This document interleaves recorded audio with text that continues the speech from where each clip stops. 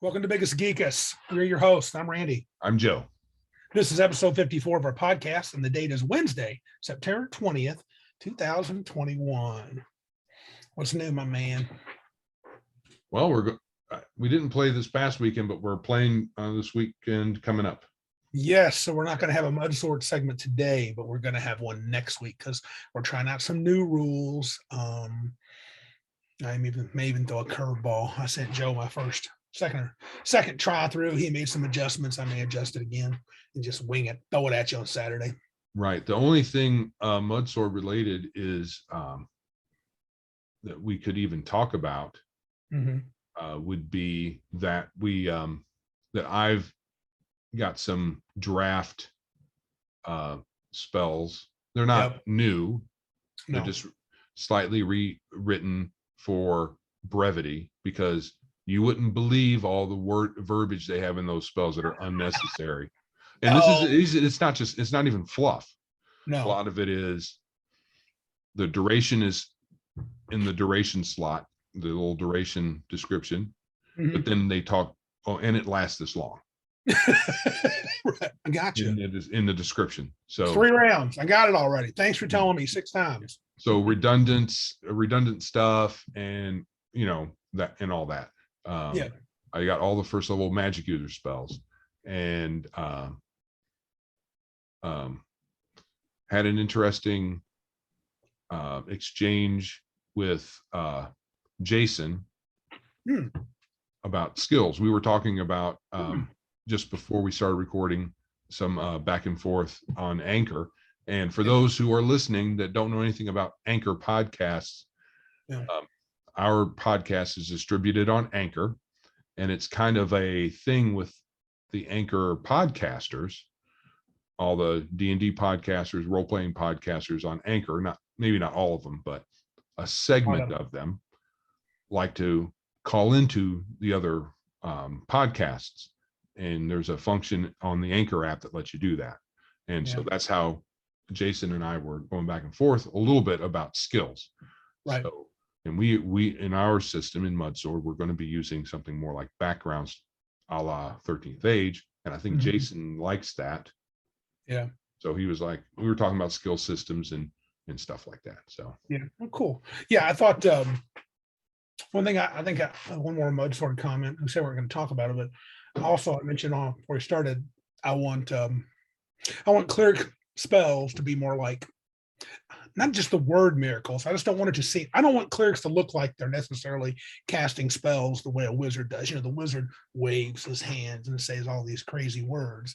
I'd rather just a cleric go, by the power of so and so, I bless you. The blessing of random god health, the blessing of this, and we know it's healing and stuff like that, but that's kind of how I want it to be. And I might word it when I write the cleric spells tomorrow that way. So, and they're going to be less of them, but anyway, less holy wizards, right? Less holy wizards, and that was really what they were. They're just wizards with certain spells that wizards couldn't cast. Though you and I found out the RC actually has healing in the wizard spell list. Just one. Yeah. But what do they call it?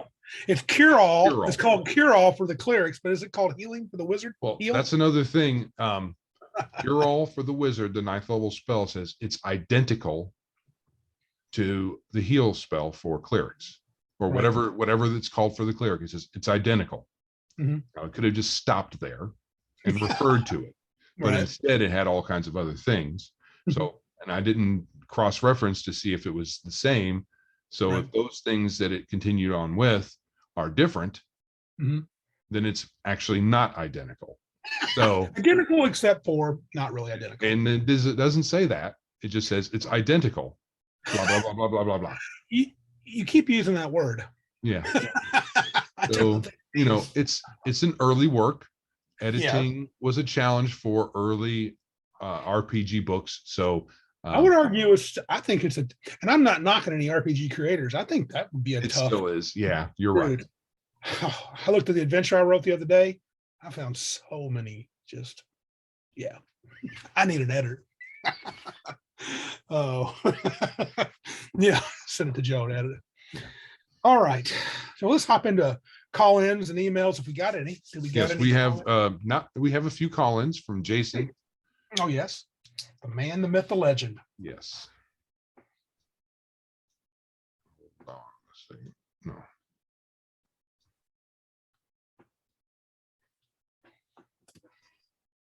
Sure.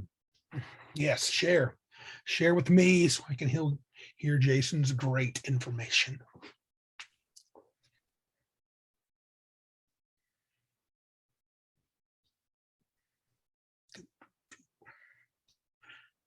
Starting with safety tools or something else? Yes. Yes. Hey guys, in no particular order, you talked about the professional GMs, and part of that you mentioned safety tools. And I want to admit that I played in a couple games past week or so where safety tools were used. They were, a guy was getting back in jamming after a 15-year hiatus, and he wanted to use safety tools. But nobody knew each other in these groups, and so I played 2 games with them, and again, it was different people each time, and so nobody knew each other.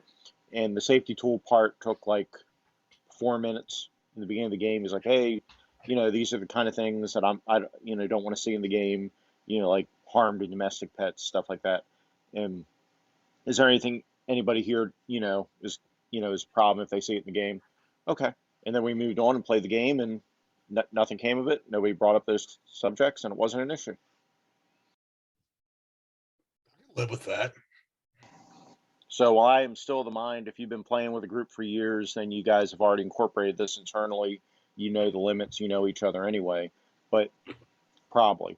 But for new groups, if it's incorporated right and easily in the beginning of the game, I don't think it hurts anything, and it can potentially, avoid some awkward situations, especially when nobody knows each other. They're all random people on the internet playing a random game on the internet. It helps to avoid awkward situations. So I can't say they hurt anything. They didn't hinder the game at all. So that's my recent experience with safety tools. What do you think, Joe? I mean, I think that's the one argument that I could at least listen to. I don't play games like that. I mean, That's I don't the caveat we always say. Right. The caveat. Yeah. These are not needed at your home game. These are needed with people you don't know.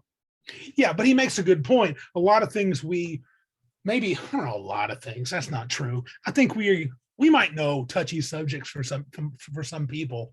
And so we may try to not offend our friends or hurt our friends' feelings, but I don't know how hard I don't know if it's something I really consciously think about. I just, when it comes across, I don't know if it does. I mean, we know each other. We have a group dynamic already that that makes this thing moot for us, right? Because we know each other. Yeah. We have a dynamic, all that. And I've never played with random folks on the internet. I have played at random folks at GenCon and other conventions, and that was, several years back, but I never had an issue. That doesn't mean it's not a thing. And some people may just feel better, I guess, about it. But to me, it just, I don't know. I would never sit at a table and go, oh, I'm concerned about this or that. Right. Me either. I just wouldn't. But, it's different day and age, I guess. But to be fair, if they went down a road that I thought was disgusting or gross, I might be like, hey, dudes, is this how you're going to roll? And they're like, yeah. I'm like, well, look, I'm not into this. See ya. Right. And I want to be a butthole about it. They are you mad? I'm not mad. I'm just not into this. Right. Whatever you're doing. Yeah.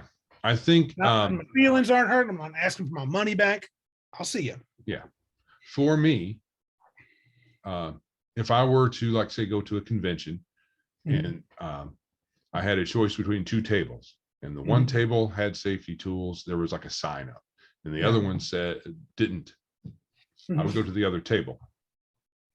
I would, because I would feel like, I think, fair or not, I would feel like the safety tool table is probably filled with people that I would perceive as kind of whiny, even if that's not true.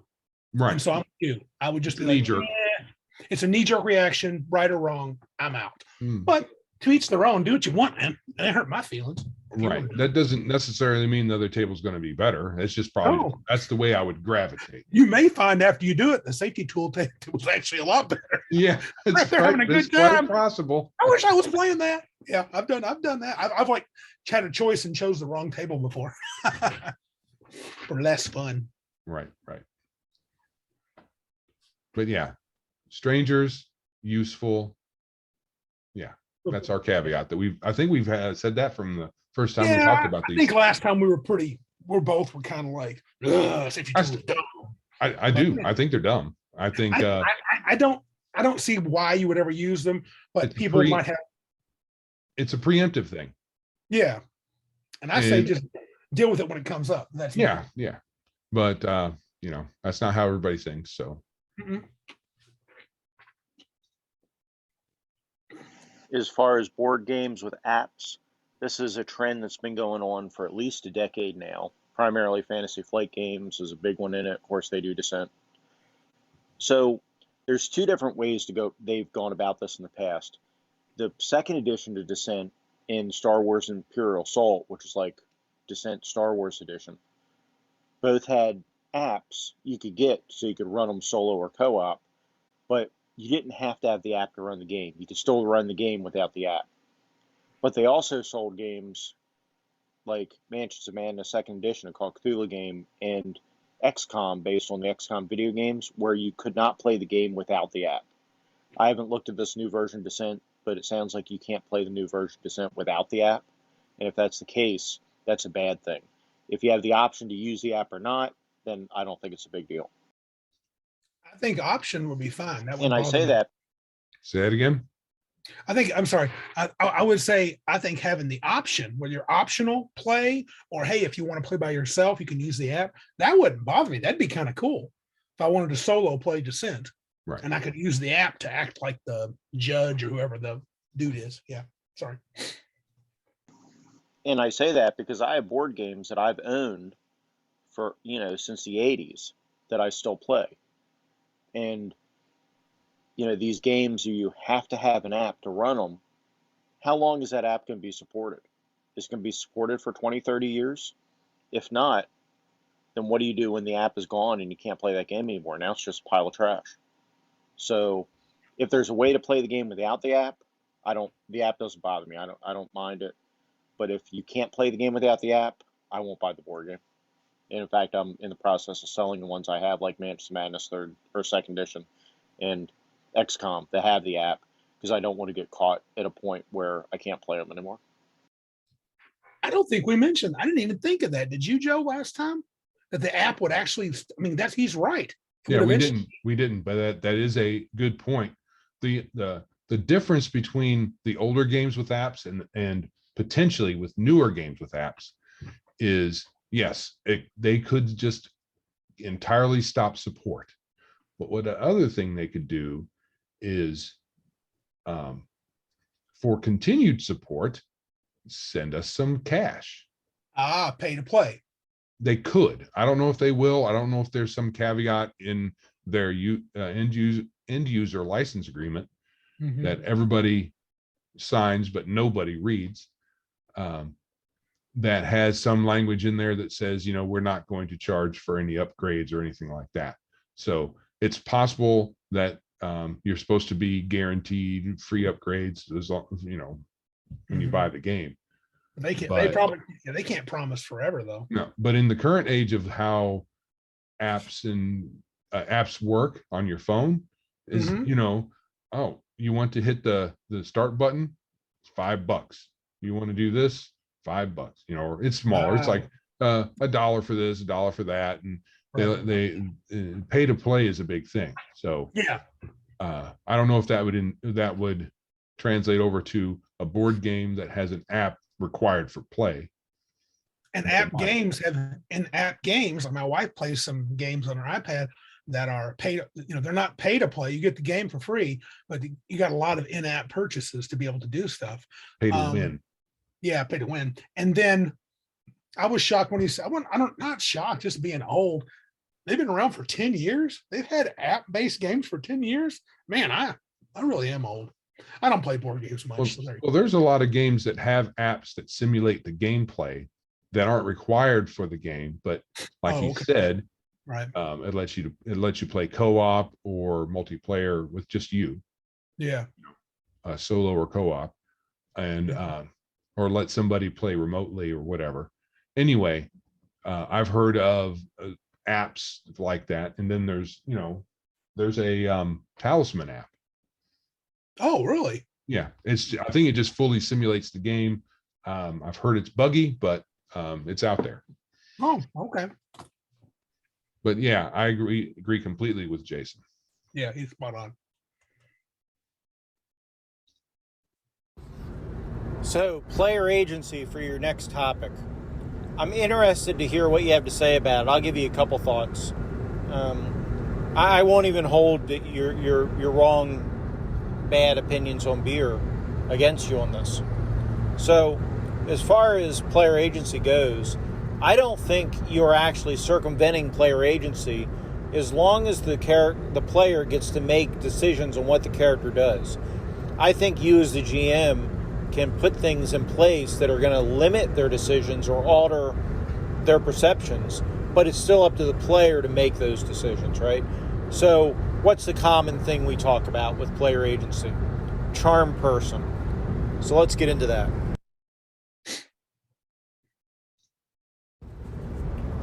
You can charm a PC. You can have an NPC cast charm person on a PC without taking away their player agency. Now, if you so your evil necromonger casts charm person on your PC, right? Okay. Now, if you, the GM, then take control of the PC and the player sits there twiddling their thumbs, then yes, you've taken away their player agency. But if instead you say, okay, player, now your character believes A, B, and C, and play them like they believe that, and then you let the player play the character according to those new directives that their new buddy who charmed them told them, then you have not taken away their player agency. So I think how you handle it determines how much player agency you take away or how much they still have. I personally, I agree with Jason. He's right. I don't really care, honestly. If it's in the game, it's in the game. I don't know what to tell you. Spell. Here's a worse one. Domination. No, here's a worse one than that. Oh, okay. Turn to stone. That's total agency removed. Yeah, they can't do anything. They can't even. Oh. They can't even watch themselves get puppeted because they're just a pile of rock now. Yeah. And too bad, so sad, you failed your save. Whatever. Sorry about your luck. I think, and I'm not going to poo-poo on anybody who likes player agency. I'm just going to say it's overrated. Well, I think it's overrated. And is Jason predicting about tonight's topic? Because tonight's a little player agency related, but it's also a little bit. Prepared the way. You did. Ooh. I talked about player choice, so perhaps yeah. Agency would be a natural connection. Yeah, who knows? Maybe we'll get there. I like that. That's a good discussion. Have we done a player agency? I don't think we have. We've talked about it. We may have to veer into it tonight. I like it. Veer. Okay. We're going to veer. I like telling players they get none at my table. Shut up and love it. Joe. I also think that the GM limiting the options in a game, like you can't play these kind of classes in this game, or these species aren't available in this game, that's not limiting player agency at all. That's just you setting your world. So again, not limiting player agency. So really, I think player agency is only limited when you won't let players make choices, and players need to make choices that make sense in the world. So obviously, if they're like, oh yeah, we're always going to make gunpowder and Molotov cocktails when you're playing in a caveman game, well, that's just a player being stupid. But like I say with the charm person example, just because now they love this NPC and they're going to do what the NPC asks them, doesn't mean the player doesn't get to decide how they do what the NPC asks them. So I don't view that as a loss of player agency. That actually brings up something important. I had mentioned that, I don't know when it was, but I hate when players do that. You get players that do, and maybe this will be tonight. Let me look at the topic. Yeah, that's going to come up. What he talked about, caveman game, and I'm going to make gunpowder. Okay, just because the player knows how to make gunpowder. We'll get to that. Yeah. I guess the other topic that might bring up are railroads and things like that. And you guys have kind of talked about railroads before. You know, as long as you're not saying, well, there's 2 doors here. Well, I want to go through the left door. No, you're not allowed to. You have to go through the right door. And, you know, as long as you're not totally, like, making decisions for them, but your world, it doesn't have to be a total sandbox. And if players are playing a game, then they're buying into the concept of the game. But as long as it's not a super duper railroad, like you just finished the combat, okay, now and you tell them, okay, your characters do this, this, and this, and now you're back in the tavern. Well, what if they didn't want to do that? What if they wanted to go somewhere else? No, you're not allowed to. You're back in the tavern. That's a railroad. But as long as you're letting them kind of do what they want to do within the structures of the story and all, then you're not railroading them, and they have total player agency. So, interested to hear you. Oh yeah, I think that's going to be part of the discussion tonight a little bit. Sounds like he got a little cut off there at the end. Okay. Yeah, but that's fine. I'm pretty sure he finished what he was talking about. Sounds like Jason's pretty. I think we're pretty simpatico with him on that. Yeah. Yeah. So yeah, as long as it's not a total railroad and you can make choices, then it's worth playing. Yes. I remember the first time I heard the phrase player agency, I rolled my eyes. Did you? I sure did. Player, what are you talking about? And I think it's a catchphrase and a concept where people are framing their dissatisfaction with DMs who are maybe more railroady, or they think they should have more say-so. So they came up with this phrase, player agency. I could be wrong. There could be some history behind it, but that's the way it just seems to me. And because when we were growing up in the game, at the tender young age of 13 and going up from there, we just played. We didn't care. No, and we always had choices. You always we were always had scenarios set before you, and they're like, "Here's the thing. What do you do?" And I remember you guys saying, "Hey, let's play Temple of Elemental Evil." Yeah, you guys would request that module, and I go, "Okay." And then, if we got to Hamlet, and you guys, we're not going to the temple. We're going out here. I'd be like, "What game did you guys agree to play?" Right. I get that you can choose whatever you want, but okay, let's go. I got nothing prepared. Let's go. Let's play basketball because apparently you don't want to play DnD. Right. I mean, and that's not really good of me. I think as a more sophisticated and incredibly skilled dungeon master at 54, I would of course handle that and railroad your butts right back to Hamlet, no matter which way you went. Right. Yeah, you had a kind of a way of convincing us to go a particular way, but it didn't. That kind of stuff didn't come up very often. No, you guys didn't. You guys didn't metacognitively think about that. I think we did. You would say Randy wants us to do this.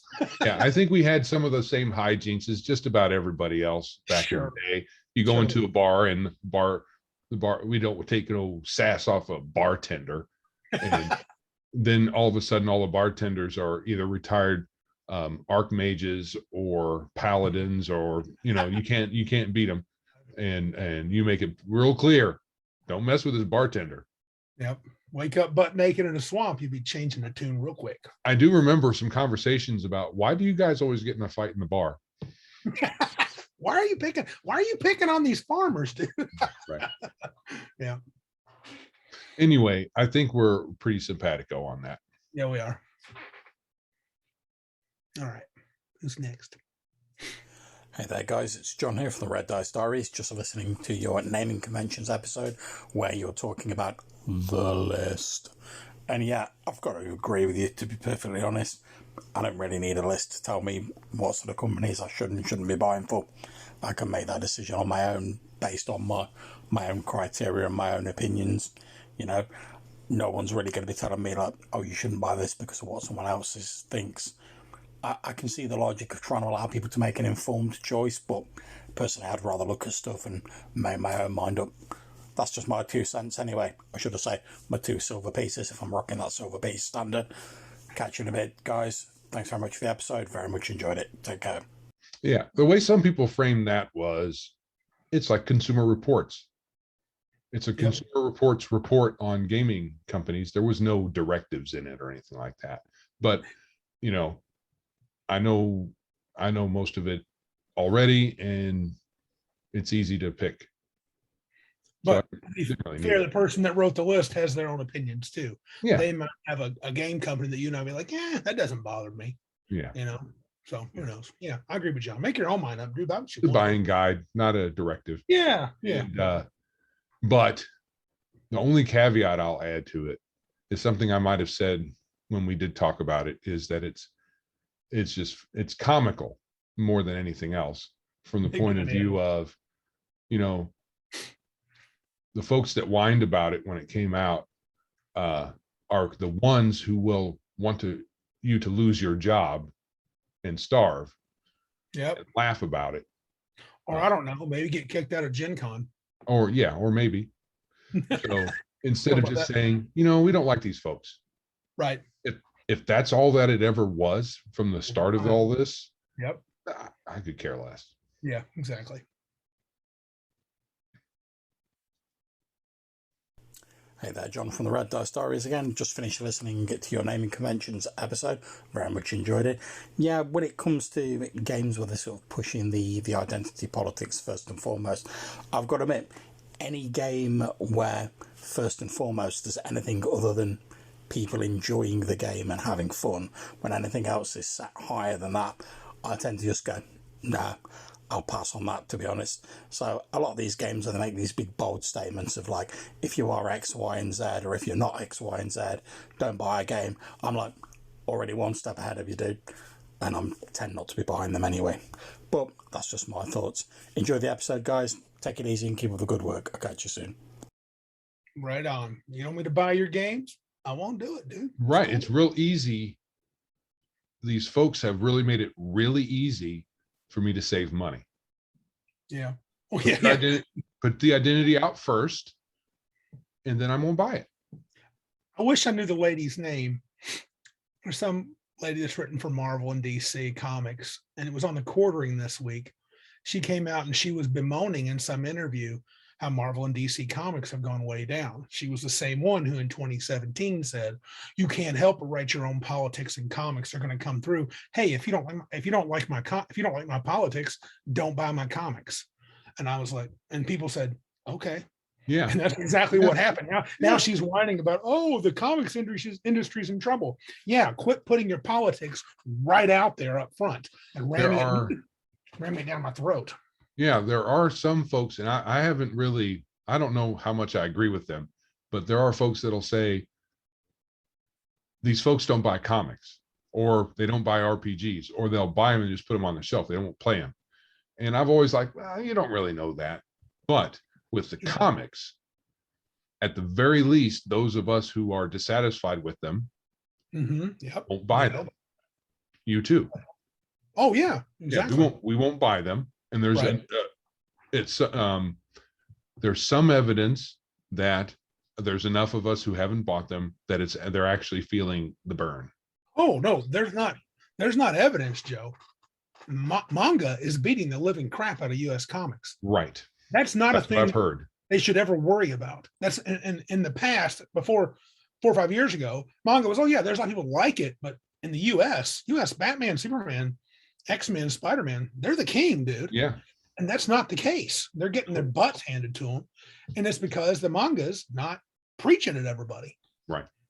So, at least for the most part, from what I gather, I don't read manga, so maybe. Okay, that's what I hear. Do some weird thing here. I see that there's a message missing. Oh. Really? So he sent another message after the fantasy name ones you see here. I'm going to restart this and see if it shows up. Okay. Let's see what happens. Oh, you think John sent another one? He did. Oh. Okie doke. Yep, there it is.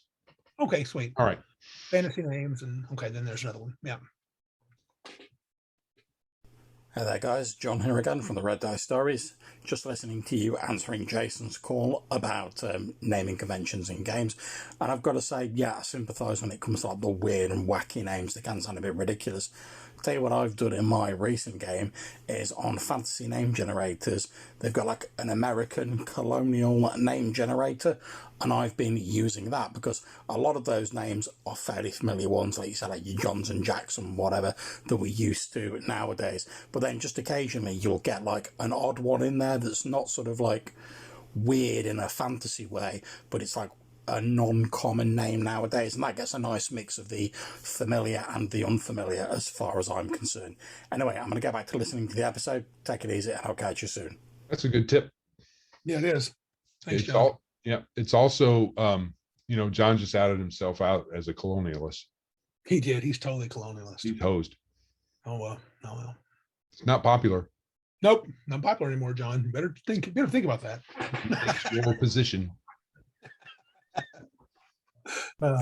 Hey there guys, it's John here from the Red Dice Diaries, just listening to your latest episode, very much enjoying it, and I just wanted to thank you for your recommendation of the band Big Big Train, and not a band I was familiar with, so I've just been listening to some of their stuff on YouTube, and I'm going to work my way through their back catalogue. Sounds like just the sort of thing I'd be interested in listening to, particularly when I'm doing some work or when I'm prepping a game or stuff like that, which I know was part of the point of having it in your episode. So again, thank you very much for the recommendation. Keep up the good work, guys, and I'll catch you soon. Point for Joe. Yeah. Big Train. Big Train. Progressive rock. If you like progressive rock, you will likely like Big Train. Yes, that's a lot of words that are close to each other. Likely like big. You will likely be in like with. You may become in like with. Yes. Yes. Is that it? Are we done? We are done.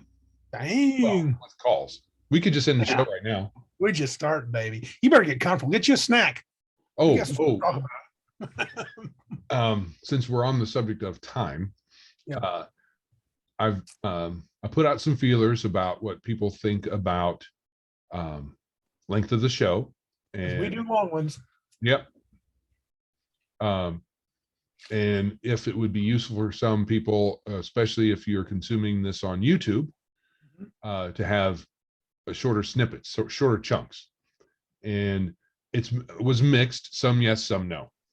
Okay. So since there are some yes, I'm going to, there'll be the full video in one chunk, but there will also be by segment.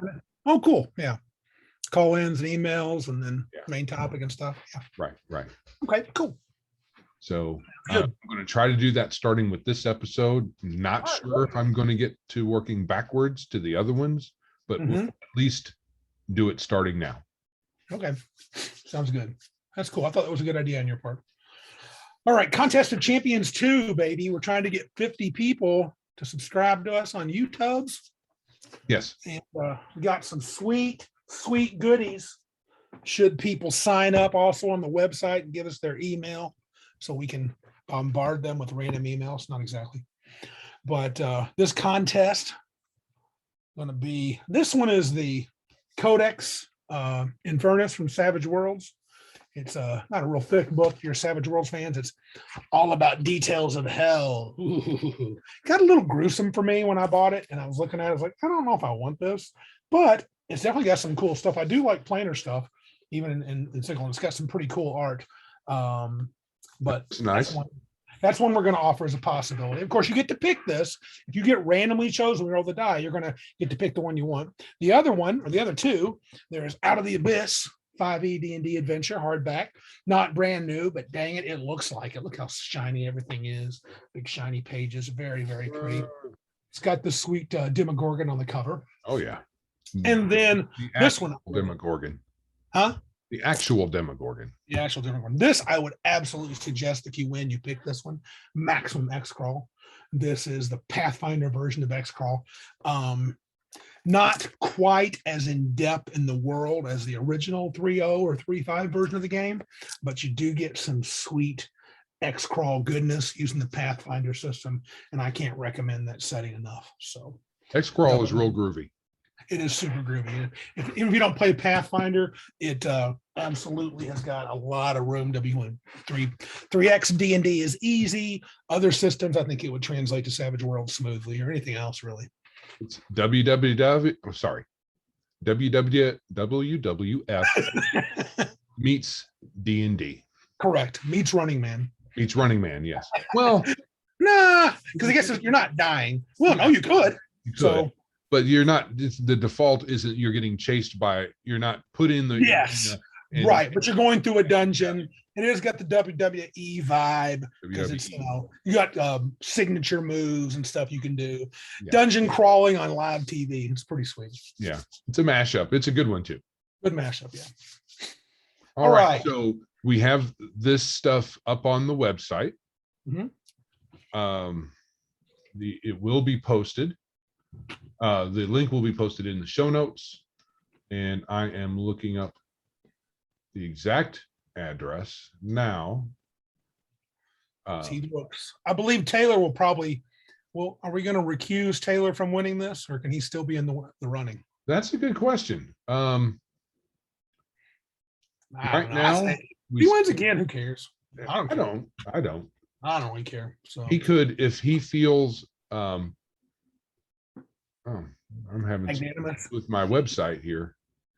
What you doing back there, Joseph? Joe's behind the scenes. Well, it's biggestgeekestpodcast.com/giveaway -contest. Okay. And podcast.com/giveaway. Yeah, and the link will be in the show notes, so you don't have to memorize that. You can just click it. Because I don't think I did. So cool. Yeah, sign up on YouTube. The tubes of you.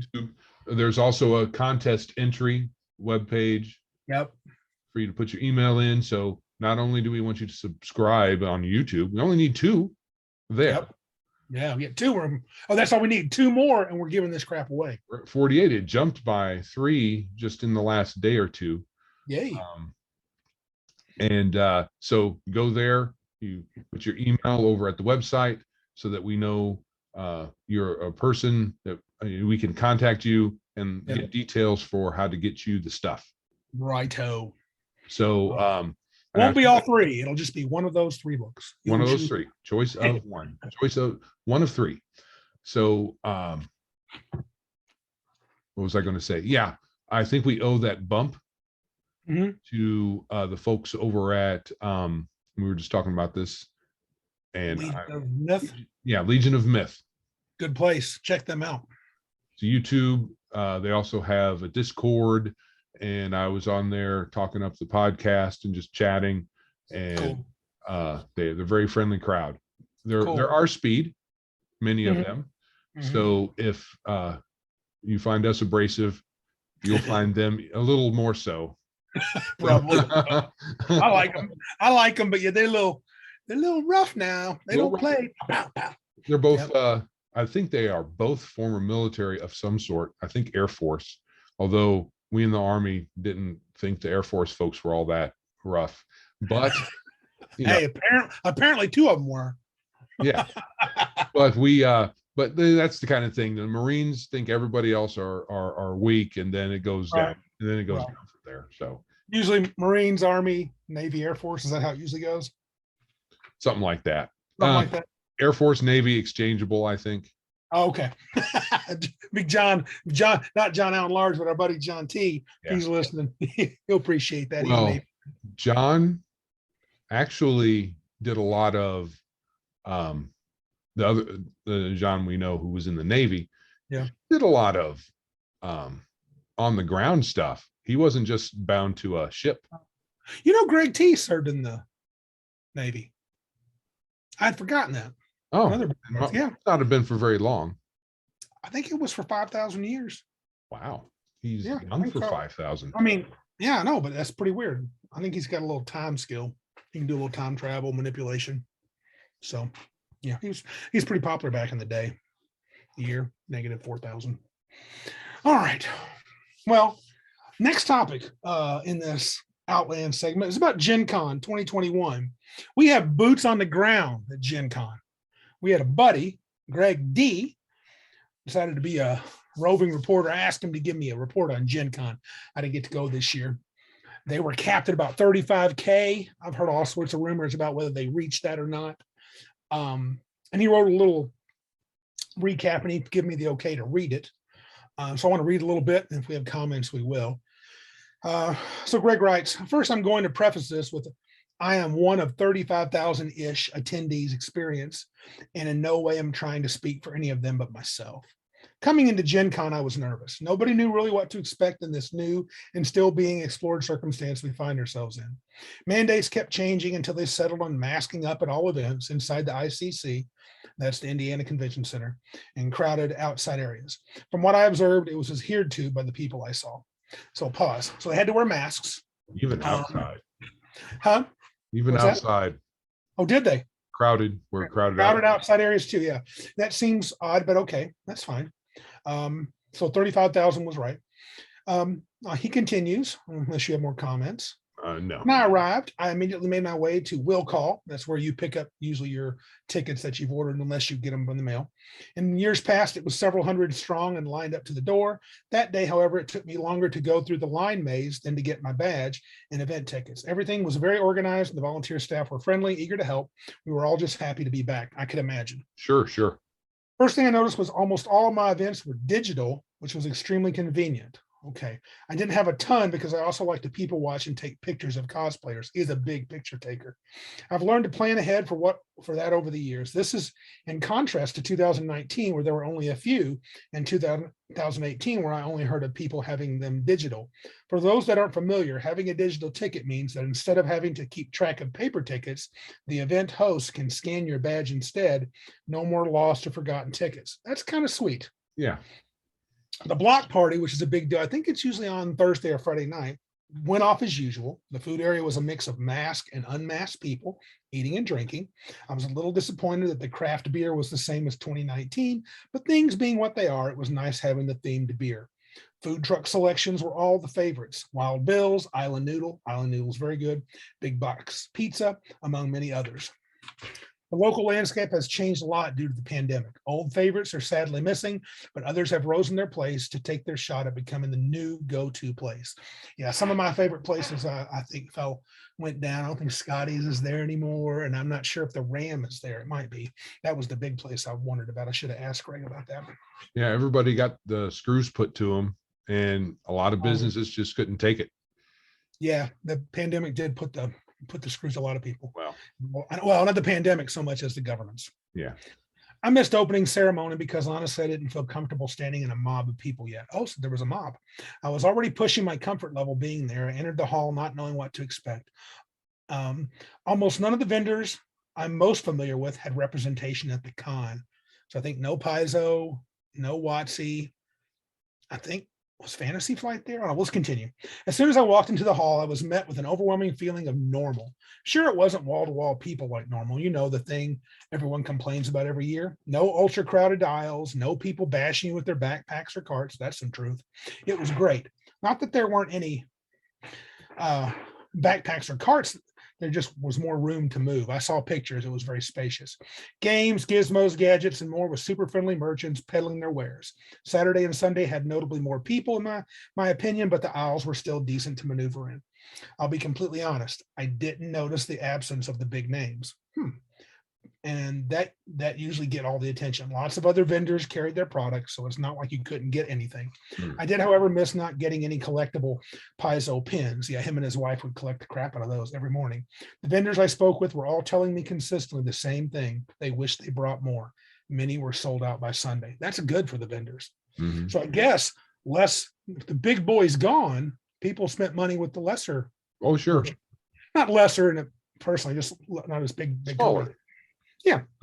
I overall felt it was a good con. There were a few incidents I heard about, but had no firsthand knowledge to pass along. I will wrap things up with this. In my opinion, this was the year of the little guy. Lots of big wins for the underdogs who get overshadowed by the big conglomerates who can afford huge ad banners everywhere and huge visible booths in amazing locations. I hope moving forward, we see the return of the bigger companies, but it was nice to see the little guys getting the big win this year when for so many it was desperately needed. That's true. I bet the little guys went probably because they needed it badly. Something I heard from many others throughout the con. this is the first thing that I've done in the last year that feels normal. That's good for a lot of people. That's good for them. Greg D, just another game. So sounds like he had a good experience. Yeah, I'm not a con person, so I can't really identify with the first thing that I've done in the last year that feels normal. Right. If you have been confined and really haven't done much of anything over the past 18 months, I can see why you'd feel that way.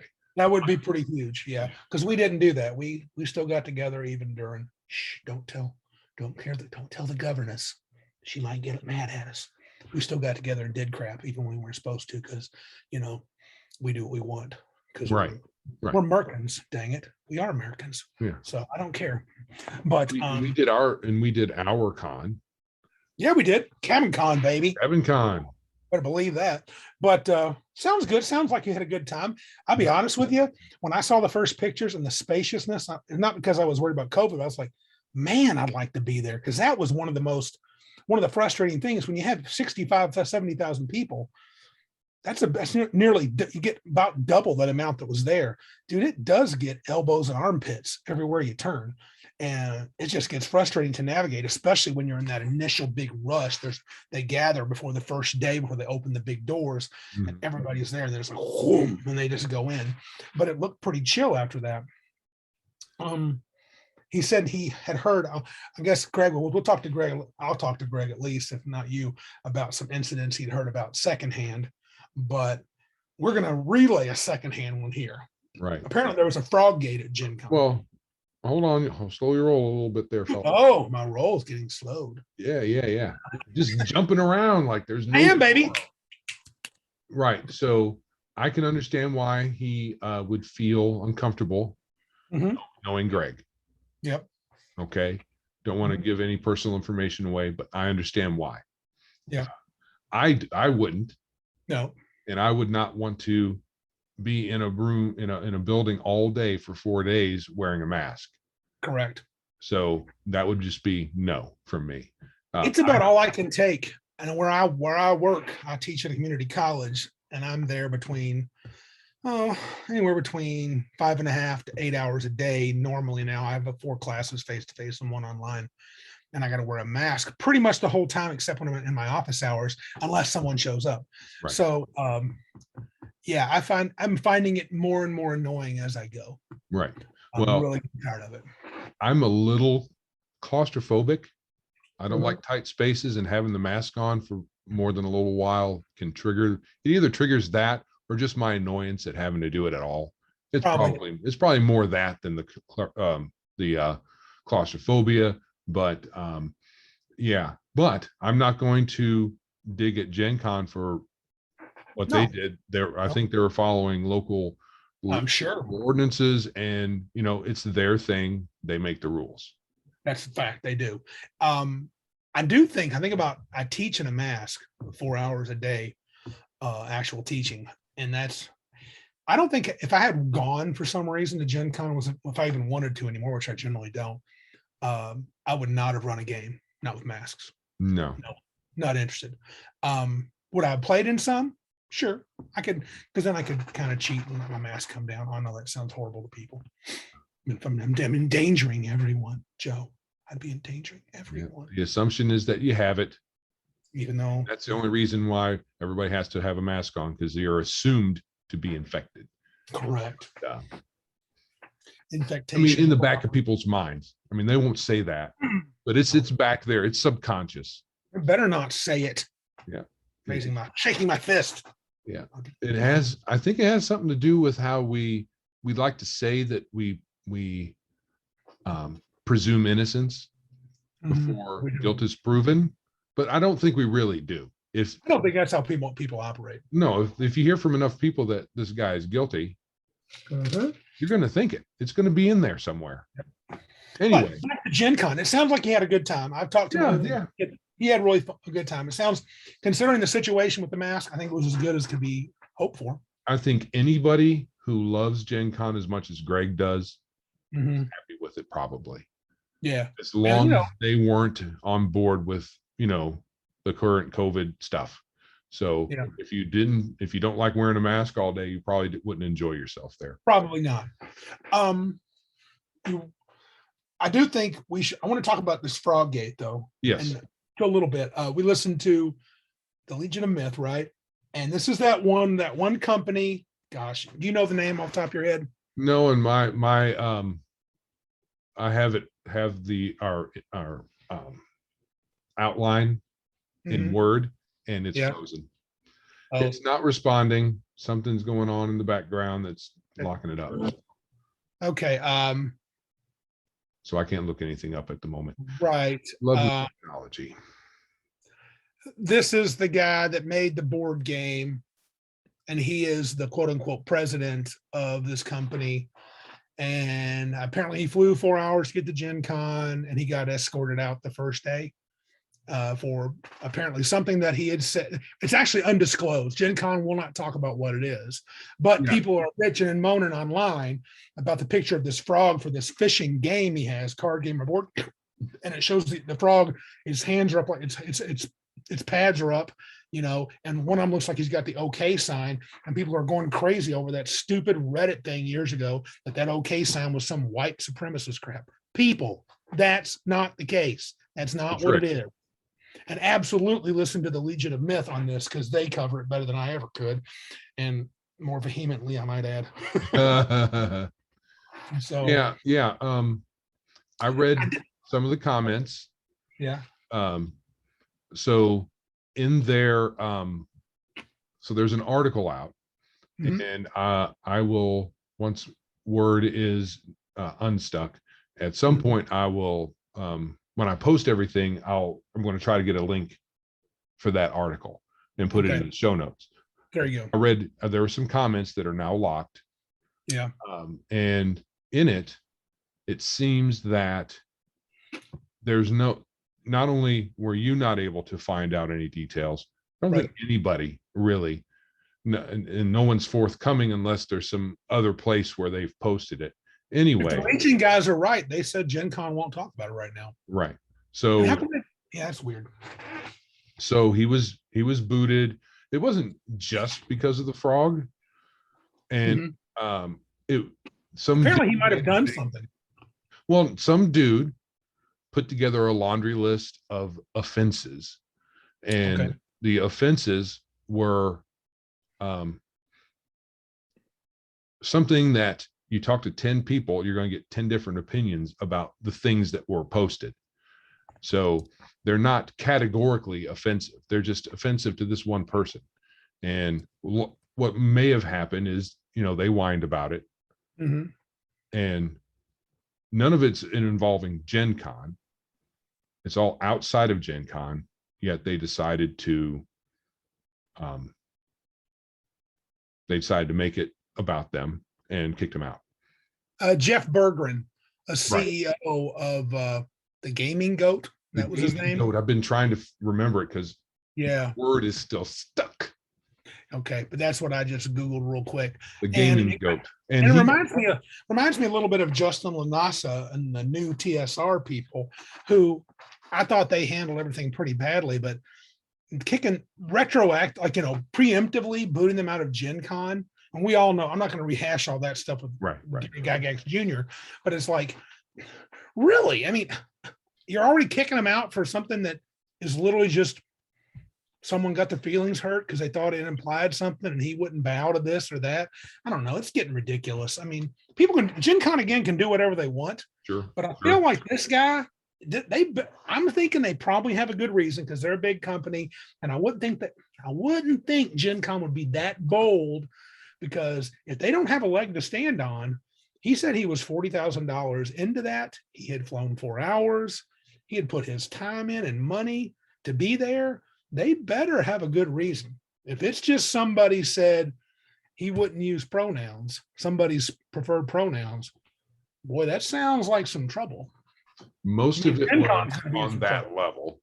He did some trolling online. There are some claims of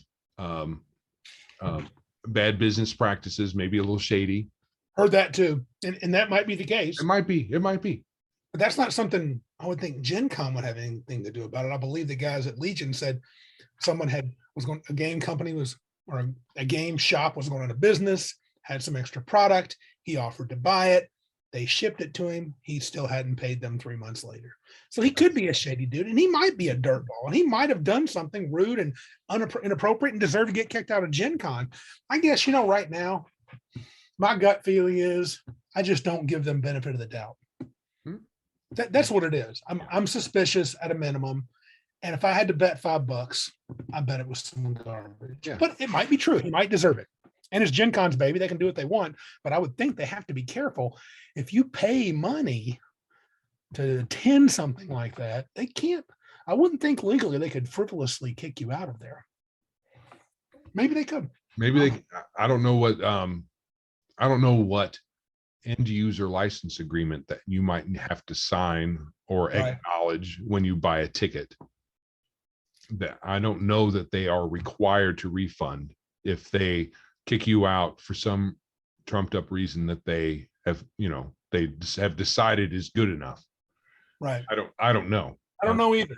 I just say that I think in this day and age, I lean toward it's probably, since GenCon fully, accepts, they lean in toward SJW stuff and wokeitude. They clearly do, and most cons do.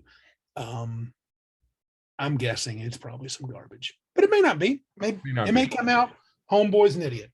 So I don't know. Not everybody who is on the opposite side of the pronoun issue Mm-hmm. is a good person. Absolutely not.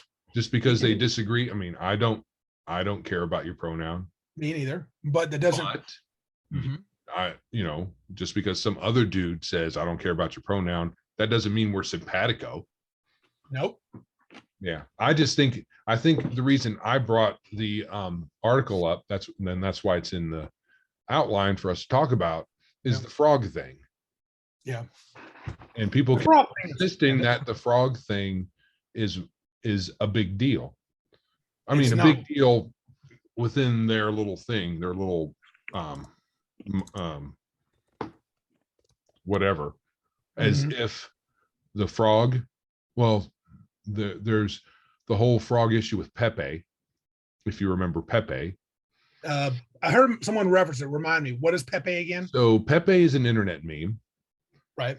That is another one of these trolling tricks so the OK symbol was a troll, internet troll trick. So it's Pepe. Oh, I see. So an artist had this frog, and these guys were like, "Oh, we like your frog," and they started putting it up everywhere. And then somebody got into their head to satirize the left and claim that Pepe was some sort of icon of the right. And okay. It's all just made up stuff. Yeah, it was all a Reddit thing, wasn't it? Yeah, Reddit. Reddit. All good things come from. Right, all good things. All good things come from Reddit. So it's all made up stuff. It's just a graphic. So this is a frog. So it's a frog. So because it's a frog, and this dude who's obviously not part of the progressive crowd has a frog anywhere around him, obviously it's a reference to Pepe. And this symbol is not white supremacist in any way, shape, or form. No. The OK symbol. No. Lots of different kinds of people have used that for a long time. So no. And this is punch in the shoulder if you do it this way. Huh? This is punch in the shoulder if you do it this way. Oh yeah. Someone looks. But what they'll say then is it's been adopted by the alt-right. So of course, since it's been adopted by the alt-right as their thing, which it hasn't been, that's the trick that the Reddit folks did. I'm sure every alt-right person, like drinking milk, that was another I don't know what flash mob thing they did with people drinking milk. Yeah. And then pretending to be something they weren't. And that drinking milk makes you all right.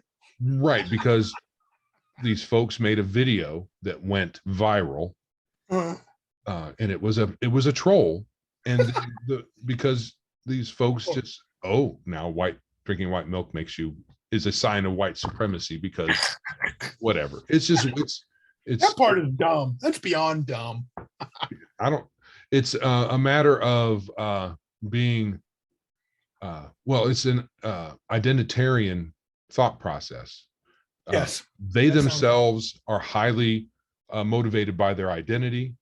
Everything, not everything, but a large part of their being, their thought process, everything is tied up in an identity that they're obsessed with.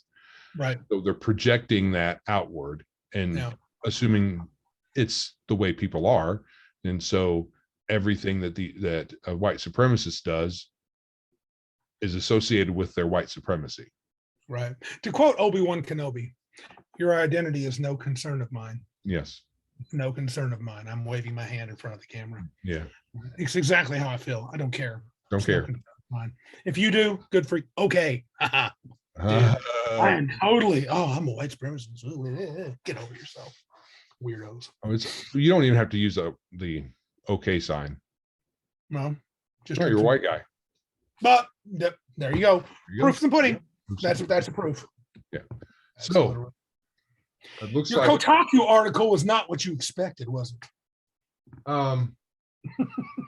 Not what Joe wanted. No, actually, I brought up the thing about Frog with the OK symbol and the Kotaku, which apparently hires just awesome writers.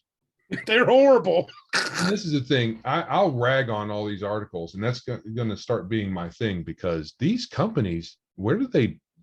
I'm okay. At least this article that isn't full of crappy sentence structure and all kinds of junk like that. It's just stupid. So let's be honest. Joe was hoping when he sent me this, this article's going to tell all the bad things in 5e so we can pick on it. And I thought it was too. But really what it is, I can't believe 5e has binary resolution mechanics. Oh, yeah. Binary, and that they don't have partial successes and fail forward. And look, I can play with fail forward mechanics and partial successes. It's really not my favorite, though.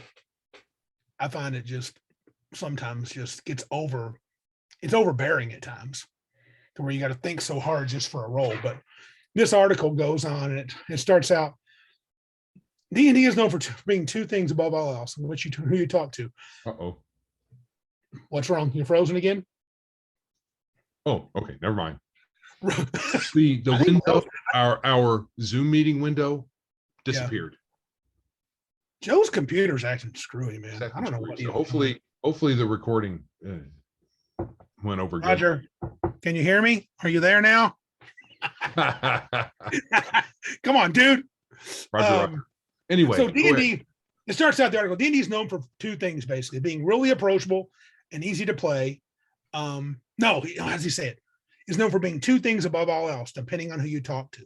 Really approachable and easy to play, or a total mess that dilutes a lot of its distinctive factors of previous editions of D&D. Both things are true. Okay, that's fine. I think Joe would like the second part, how it dilutes and the distinctive factors of previous D&D stuff. And I thought that's where he was going, but he ends up, he said D&D is approachable, but basically, because you don't have partial successes, you're not like powered by the apocalypse, and you have to like number crunching. 5e is not very number crunchy. That apparently 5e is bad. So in the end, I don't get it. He's basically telling you play something else because he's simply better than 5e and doesn't make enough. I don't think he makes enough reasons for it. Well, he's resting, he or she, whatever it is resting solely on the premise that pass fail, as in you have a target number, and if you don't make it, you fail. If you make it, you pass. Right. Is objectively, he doesn't use the word objectively, but probably means it. Objectively poor is an objectively poor, outdated mechanic, right, as compared to a more graduated success where you have different levels like you were talking about. And I disagree. Yep. Sometimes it's fine to Yep. have those Yep. if it's part of the game that you're playing. Yep. D&D is not that. I think part of me, perhaps the ungenerous part of me, thinks that needing to have all these different types of partial successes and all that is kind of a especially if there's hold on a second, I gotta sneeze. I think Joe thinks it's wimpy. He thinks you're wimpy.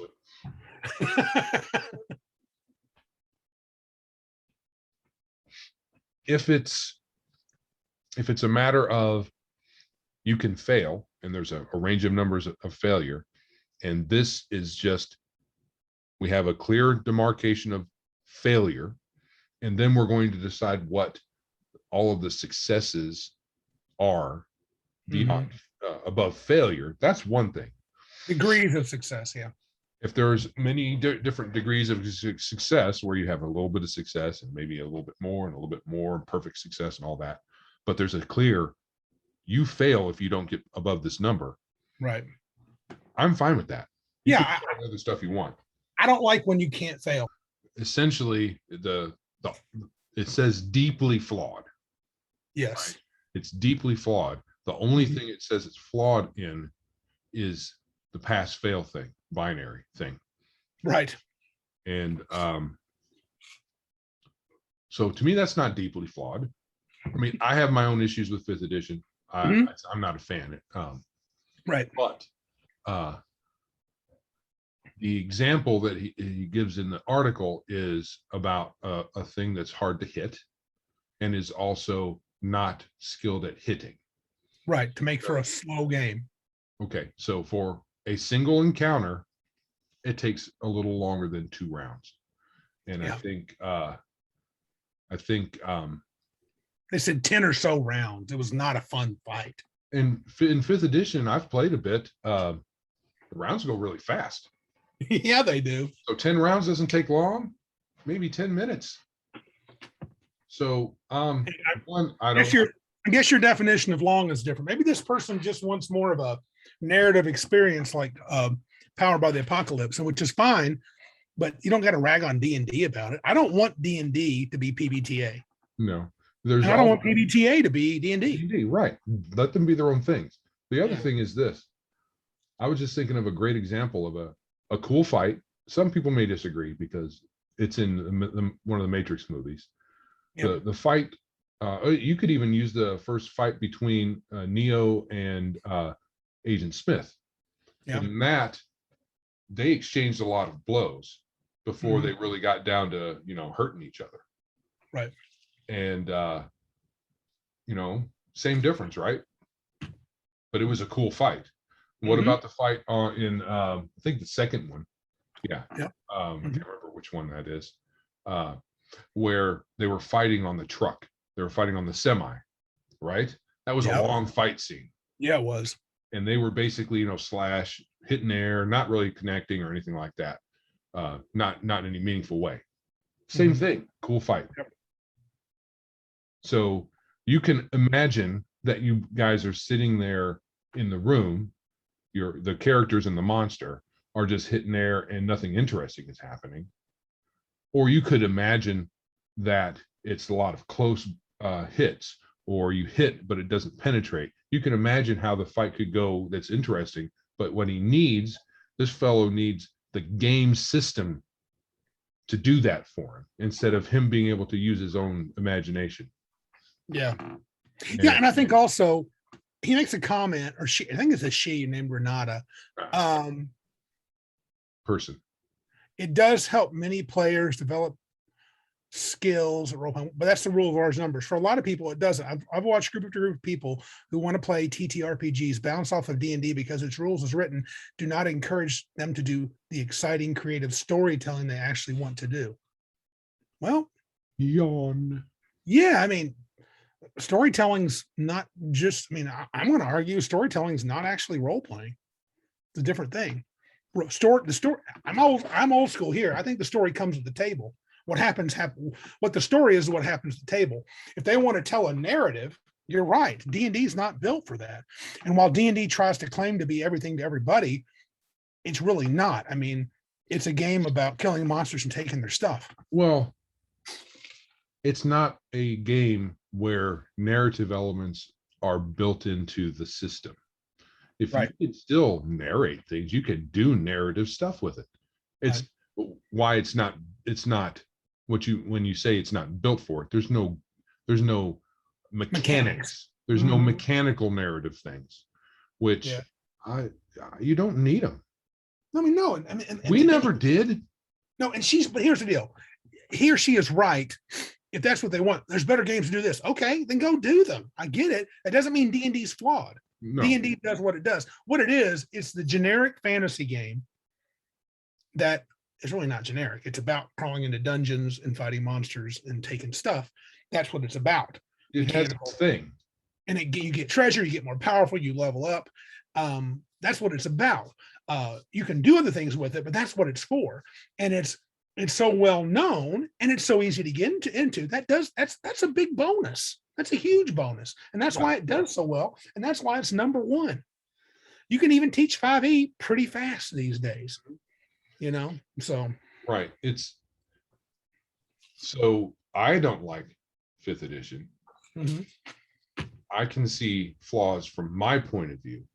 But there's flaws. It's written. Yeah. The way this is written, maybe I'm being pedantic perhaps, but it's deeply flawed because of a mechanic that this person wants it to have that it doesn't.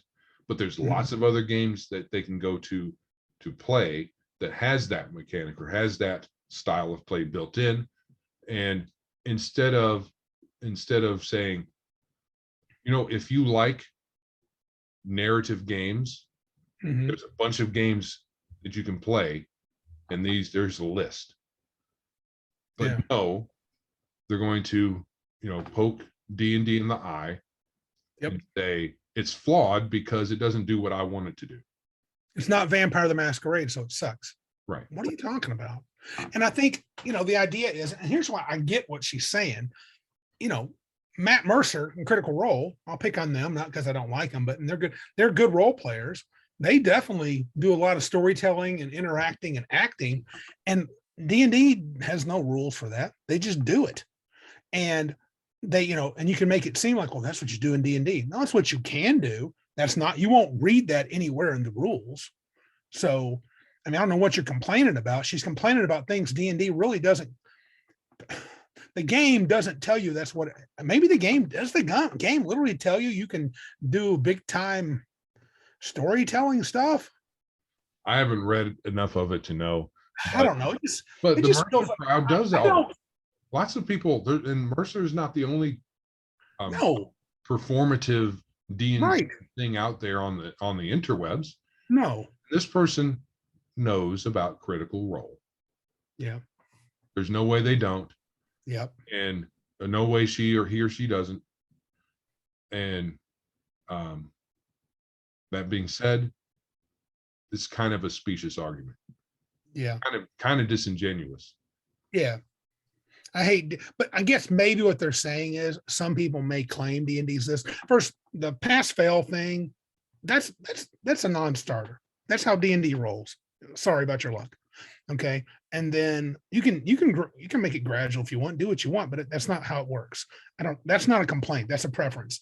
And the storytelling part, I think he or she may have a point in that people talk about it being, oh, you can tell these I think you can tell good stories, but not from a narrative view, meaning if you do that, you're doing your own thing. You're not doing things that D&D has built in it for you to do. Yeah, there's no mechanical thing. There's no mechanical. And I have no problem with you play D&D however you like. I'm just saying the game doesn't say this is how you do really cool group storytelling and give the players narrative control. And I do some of that in my game too, but it's not built into the game. But that doesn't make it a bad game. It doesn't make it flawed. It makes it the game that it is. And apparently it's not so flawed that it doesn't make a lot of money. So even if you don't like it and she doesn't like it, kind of doesn't matter. It's doing pretty dang well. And what it does also is says that the article doesn't say this. No. But that logic implies that any game that has a pass-fail mechanic is deeply flawed. Yes. And I think that's a very large cross section of games out there. Many Yeah. of them have pass fail mechanics. Mhm. There are some that don't. There are I don't know what the what breakdown there might be, but Mhm. they're all deeply flawed because they don't do this. Article claimed that a lot of indie games have that graduated pass and success with the limitations, and that's fine. So there's a lot of games that do, but there's also games that don't. I mean, so I mean, more probably, and there were probably more initially back in the day, but there's so many RPGs here. I'm loath to try to say there's more of this or more of that. I have no idea. And I guarantee you there's somebody out there that has or is working on a modification of 5th edition in which it has something like this in it. I know that there's I don't know what it's called off the top of my head. There's a project going on that where they're taking 5th edition. It's the EN world. It has something to do with the EN world, where some of the folks there are creating a Frontier version of 5th edition, different version of 5th edition that they're changing the rules a bit. I bet. Well, there's one, I forget the name. There's one that's almost done. I think it's been kickstarted where they're making it more like 3rd edition. Yeah, They're adding more rules. I think that might be EN World. that might be what I'm talking about. I think so. But the end is this. I mean, and the beauty of D&D is this: these things that this person doesn't like could easily be added to D&D. Mm-hmm. Even the grad just have DCs that have different degrees of success with the cost. I mean, with PBTA, it's like rolling 2d6, and the 7 to 9 is this, and 10 or higher is this, and just set it up. And the narrative crap, just add it. Right. Just do to the table. We do sometimes. I mean, you So- could crack open Pathfinder 2nd edition. Mhm. They have a variety of success and different types of failure too, degrees of success and failure. And you could easily model that into, you can incorporate that in some way into 5th edition easily. Yep. I mean, And I would- maybe that's a not pretty- easily, maybe not easily. You could write it No. down, but you You can- probably have some work ahead of you. Yeah, probably. I think it's manageable. Yeah. All right. So move on to the main topic. Yeah. Let me see if I can actually bring it up. Oh, it doesn't look like it. You don't get to know anything. You just get to follow along. Because you have some notes that you wanted to bring in. I hope you had some good notes. Did you hear that signal? I did. What did it say? You cannot look at your stuff. Do not try. I can scroll. Awesome. Okay. Yes. Okay. So we are going to talk about the next Which- segment. Jason had a premonition guided by Joe's hand. It's a little bit of player agency, probably at some point. But really, my idea was out of character choices that players make that essentially have in-game consequences. I don't mean that in a bad way, but in-game effects. And then how should they be handled, especially if you don't like the effects? And I have several listed. So first, and we brought this up before, you make a character and the character's background. You got a player that writes a book Mhm. about their character's background and all their exploits before the game even starts. Someone that plans a little bit, maybe a paragraph, maybe a couple of lines. This guy's he's a forgotten prince from this faraway land. His parents hated him and was actually trying to have him killed many times because they're evil and they didn't want him to. They wanted their next son to have because they liked him better. And then said, "Let me go on from there." And then people are like, "I ain't got a clue. Playing a dwarven fighter. Let's see what happens. I may have a name. I may not. I may pull a Jason Connerly and just show up. We'll see what happens. Call me lucky." You know, and so yeah, I mean, so All valid. that all valid. I'm not talking. This is not one you got to fix. Right. But those sort of players, there are consequences. Well, depending on the player, there are consequences of the game for making those decisions. And you gotta depending on the DM. Yeah, and it may not be consequences that are a problem. I'm just saying, for example, everybody shows up and they're playing Lucky the Dwarf, who has no idea. You know, I don't have a name yet, you know, and I'm picking on Jason a little bit, but I do appreciate it because there's a pain in the butt at times. And I'm playing Lucky the Dwarf, and let's do this. let's do some adventuring. Right. Okay. And you're like, where's the tavern? And where's the job board? Yeah. That's likely going to happen. Let's get to it. That's what those players are saying. Yeah. I don't want character to play some D&D. I want to fight some monsters, take their stuff. Right. The guy that does a little planning is like, this is just my feeling. I want to fight some monsters, take some stuff, but I want to get a chance to see how I'm going to role play the fact that my parents wanted to kill me. Right. What would you be like?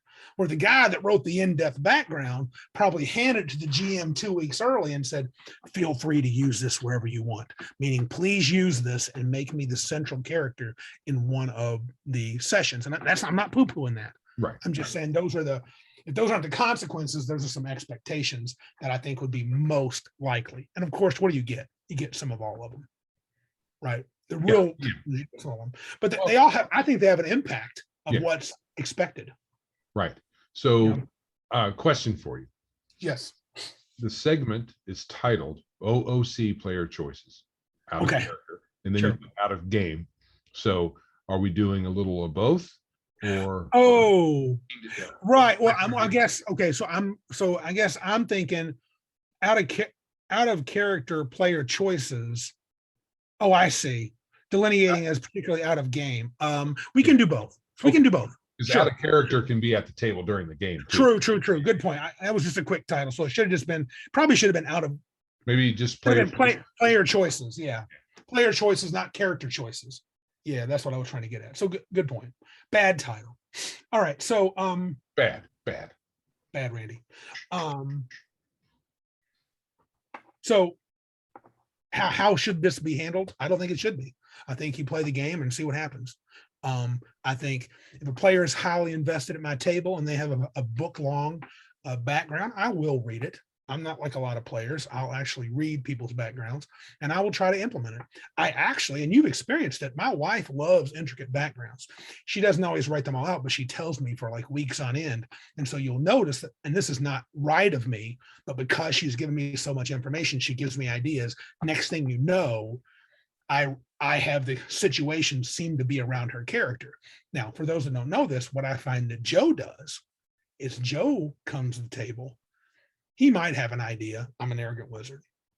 I'm a sneaky rogue. He's kind of the no planning guy, maybe a little bit. And then he sees where it's going and he goes, oh, and this is an advantage to Joe not planning much. He goes, I'll just jump in this part of the story.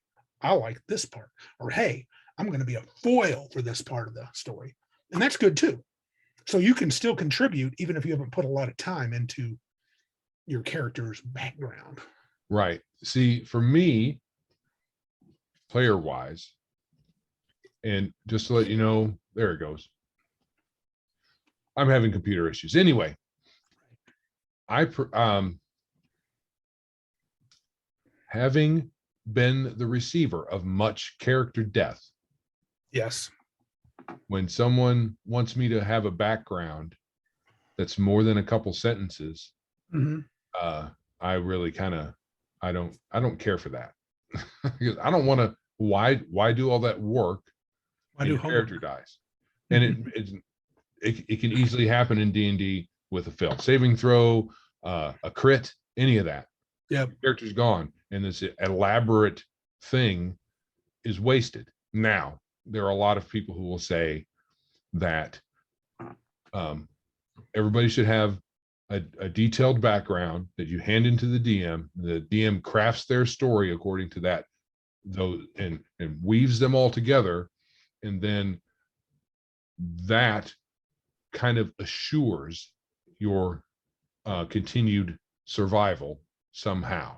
So the DM is supposed to keep you from dying, because it's not about let's throw down some dice and see what happens. It's about I have this ultimate story that needs to be told. It needs to be told about my character, who is the most important center of the universe that is ever centered, ever.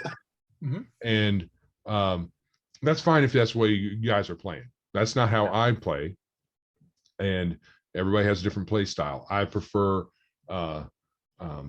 much less emotional investment in a character than that. think- Much less. I think when Taylor was here, we touched on this, Yeah. and I think he hit it pretty good. I think there's an old school mentality where roll up your character, literally those words. Don't do point by. Roll your character up. Let's see what happens. See if this guy gets to be the lucky one, or the DCC approach. Roll up 5 0-level characters. Hopefully, one survives this. Yeah. And you can be first level. My point, and that fits in nicely in that old school mentality, where your character is not important unless he happens to live to do important stuff. Correct. Whereas the new school is, let's tell this cool story about Strahd von Zarevic, and I am the cousin of Tatiana, and Joe is the bard who has been born and bred in Barovia, and we had this connection, and we're friends. And then there's this dwarf guy and his elf companion that come from another world, and we're the only ones in Barovia that will befriend them. And next thing we know, we get caught up in Strahd's machinations. But, and so you're building all this up before the story even begins, and you want to tell this tale. And I have to admit, I've been enamored of that idea in the past, and I'm not against it. If 4 players said, I wouldn't want to do it with 6, but if 4 players said, you and Jenny and Josh and Debbie said, we want to have backgrounds that are fairly close. We're going to hand them to you, and you're going to weave it into a cool tale where our characters are important. I could run that game, even with this, in my mind, the silly caveat of we won't die for bad dice rolls, just randomly bad dice rolls. I could do that. I'm not sure how long I can do that, but I think I could. I could definitely weave the backgrounds together. I've done it. But right now, I lean toward your style. Right. I really lean to have players that just see what happens, dude. Roll your character. Let's see what we got. I'm reminded of a lyric, a song lyric. You think you're in a movie. Everything's so deep. Yeah. Exactly. Or book or whatever. Right. Yeah. Cartoon. Anyway, yeah. So you start out with almost nothing. And as you progress, if you survive, you add a little bit as things come to you. Yeah. And the adventures you go on and the cool things, the funny things your character does, like we talked before last time and naming conventions before, you get bumblebutt because your wizard always fails his deck save or always does something silly at the last minute. He slips on the poo of his familiar, and so his fireball blew the ceiling up. We barely survived that. And those sort of things build your character and build the story. That's the style I like to play. I'm feel very drawn to now. But yeah, I think any of them can work. I mean, any of them, I've done varieties of those myself. Yeah, I feel the most important thing about my character is what happens after we start play, not before. I kind of agree with you. That's kind of where I'm at as well. Let's skip number 2, because this is connected to character background, now character building. So we've talked about character builds before, but choosing a character to play. This is outside of play. So not outside of character, but outside of play. And making those choices definitely can affect the game. So if we have the min-maxers, and I'm not knocking them, say you take something from 3.x where you're playing, the build game with feats and this, and every skill interacts a certain way. I made a little joke, the complete brocane. I used to call the complete arcane the complete brocane, even though it wasn't. That's a book produced by WotC back in the day. But it's just a matter of taking the right stats, the right feats, the right spells, the right magic items, the right classes. And next thing you know, you're the min-maxed fighter wizard that's ever been seen. Versus someone that shows up and says, I said, what am I going to be? Let me roll a dice. Oh, looks like I'm a cleric today. Let me roll a dice. Oh, looks like I'm a halfling. I'm a halfling cleric. What's your strength? 4. What's your wisdom? 10. And I'm a cleric. Let's just roll with it.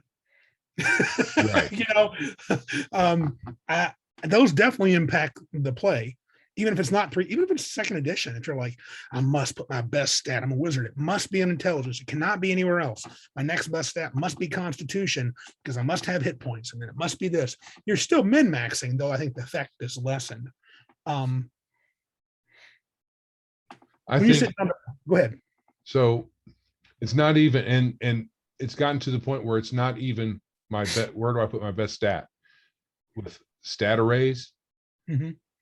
Or point buys. Yep. Like, where do I put my 14? Where do I put my 13? Where did you put your 14? Mm-hmm. Those are the conversations that you have. Mm-hmm. And there was some in third edition, there was some kind of enjoyment to the build game. Yep. But I think I've gotten a little past that, and I prefer, I think, now to just roll. Now, some people will just be completely random, but if you start with your stats, and then if the system has requirements or maximums or minimums for certain races or classes, then and you start with rolling your stats, it kind of is random. So instead of saying, I want to play wizard, you say, well, I'm going to roll straight down 3d6. We did that first day of Mudsword. Yeah. Well, 46 drop lowest. 46 drop lowest. Either way, I mean, 46 drop lowest will give you pretty good spread. I mean, we proved it with our characters. I mean, my character isn't that great, but Pat's character's got all kinds of Elven Thief. Oh my gosh, he could have been all kinds of stuff. Right. So but if you do 3d6 or 46, whatever in order, then it's kind of random what you're going to be. Sure. Because I gave you the freedom of placing your stats. Right. Because the effect on the tip, we've seen the min-max effect in our Elysium campaign. We talked about at Cabin Con, playing Pathfinder a lot and letting people, really just say, and you should probably, if you want to play the game, quote unquote, in quotations, right. The 3.x Pathfinder game is meant to be min-maxed. I mean, it's meant to be, it's the build game is part of the game. It's a sub game that's part of it, important. And if you bring players that are min-maxed, the effect on the table is the DM has to up the challenge, at least the combat challenge. Heck, maybe in a third edition game, maybe the out of character challenge, because if you come in, your half elf bard's got a plus 22 to diplomacy at 4th level. I mean, he's talking the king out of his shorts if you're a type of table that allows any role to have, do anything based upon the number. Right. And if you have a group where it's like, hey, 3d6 right straight down the line, let's just see what happens. Well, look, we got a table of 5 fighters and a rogue. Yeah. And the highest strength is a 14. Sweet. Let's see what happens. See what happens. And that could be like, well, the DM needs to be realized. Well, it could be TPK City. I mean, if you want to fit the mood, you build the adventure beforehand in an old school type approach. You got the adventure. You're doing Temple of Elemental Evil. If you guys are bringing in 6 fighters with the highest strengths of 14 and a rogue whose dex is 12, I hope you're ready to roll up new characters, because that's probably what can happen. Right. Maybe not. Maybe you'll get lucky. Who knows? So being able to have a lot of leeway in character generation, even disregarding the min-max thing. Right. Being able to use stat arrays, point by, pretty much guaranteeing you can start with your character concept of, I'm going to play a character who happen, of this race and this class and a background that I've already thought of, and do all that. You can do all of that before you even create your character's stats and everything. My character is this, and then you go in and make the character mechanically. And so being able to do that is a much different situation at the table once you get to it than just sitting down, rolling, getting what you roll and rolling with it. And it requires a different set of personalities of the players. For sure. Right. I'm not sure. I watched our group roll up last week. There was some discomfort. There was discomfort for a handful of people. They're like, I don't have a +1 anywhere. I got one +1. All of us are used to more leeway. Yep. And we had someone want to skin their weapon in a way that is probably not conducive to the game that we're making. And but if that's how you want to roll, that's fine, but we're just probably not going to roll that way. Right. Anyway, now, question for you. I think as a DM, and most games do this, they give you choices on how you can build characters, more than one. Well, not most of them. D&D is often giving you multiple ways to roll characters up. Or stat rays. I think as a DM, it's good to, do you think it's good? I think it's good for I'll say it this way. It's good for the DM if he has a way to do that everybody has to do the same exact thing. Oh, yes. Everybody's got to be on the same page. Because if you tried it without it, if you said everyone should be on the same page. Right. But I'm saying, hey, we're using stat arrays. Nobody gets to roll dice. Nobody gets to pick points, take the stat array. That's what you're using. Then I know what I'm going to see. Right.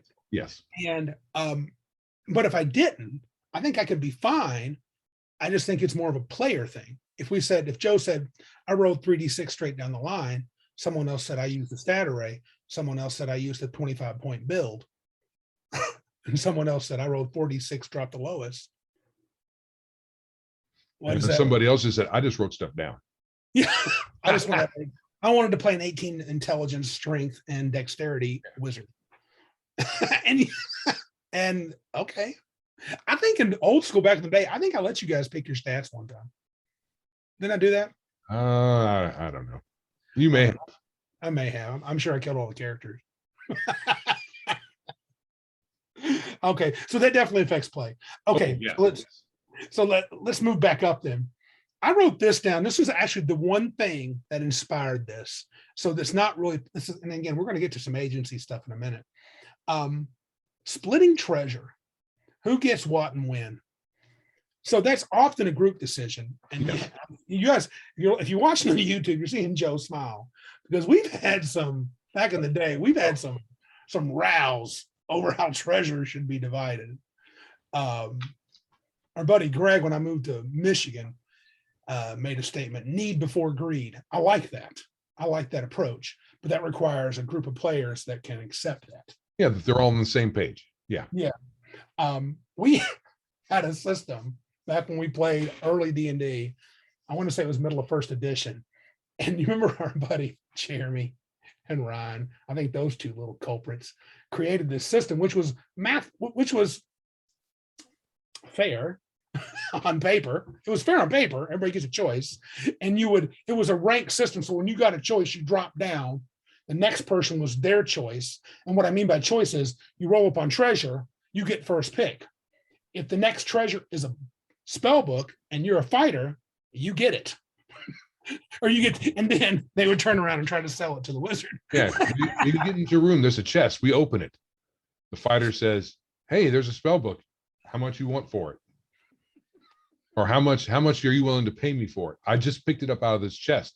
Therefore, you must pay me for it. It's rolled down. They rolled down. Fireball. That's what I'm paying you for. I'm paying you with a fireball. Yeah. But back in the day, fireballs could destroy spell books. Yes, they could destroy a lot and chests and lots of all kinds of stuff. What was it? Things that were not handled had to make item saving throws, and they sucked. Yeah.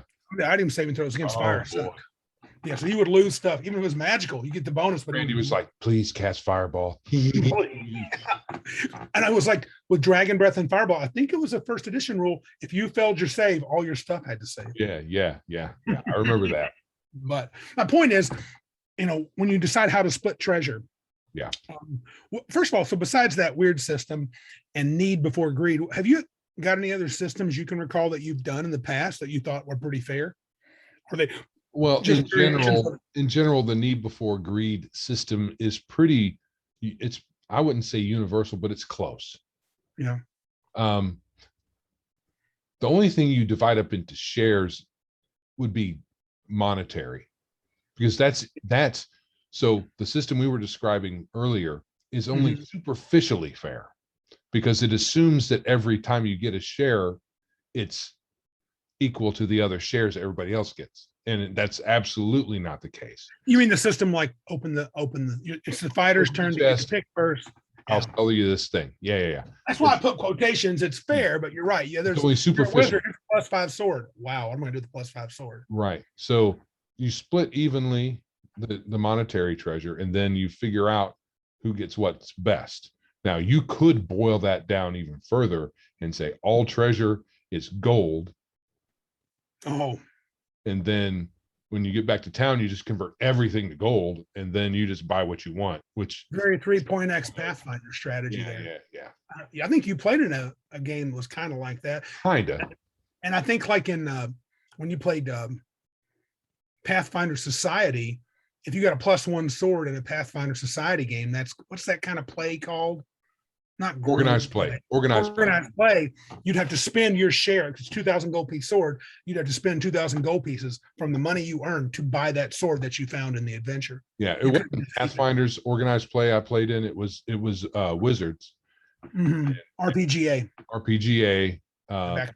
Back in the day, 3rd edition era, and had some good times, but it was kind of wonky. The adventures blew big, huge chunks.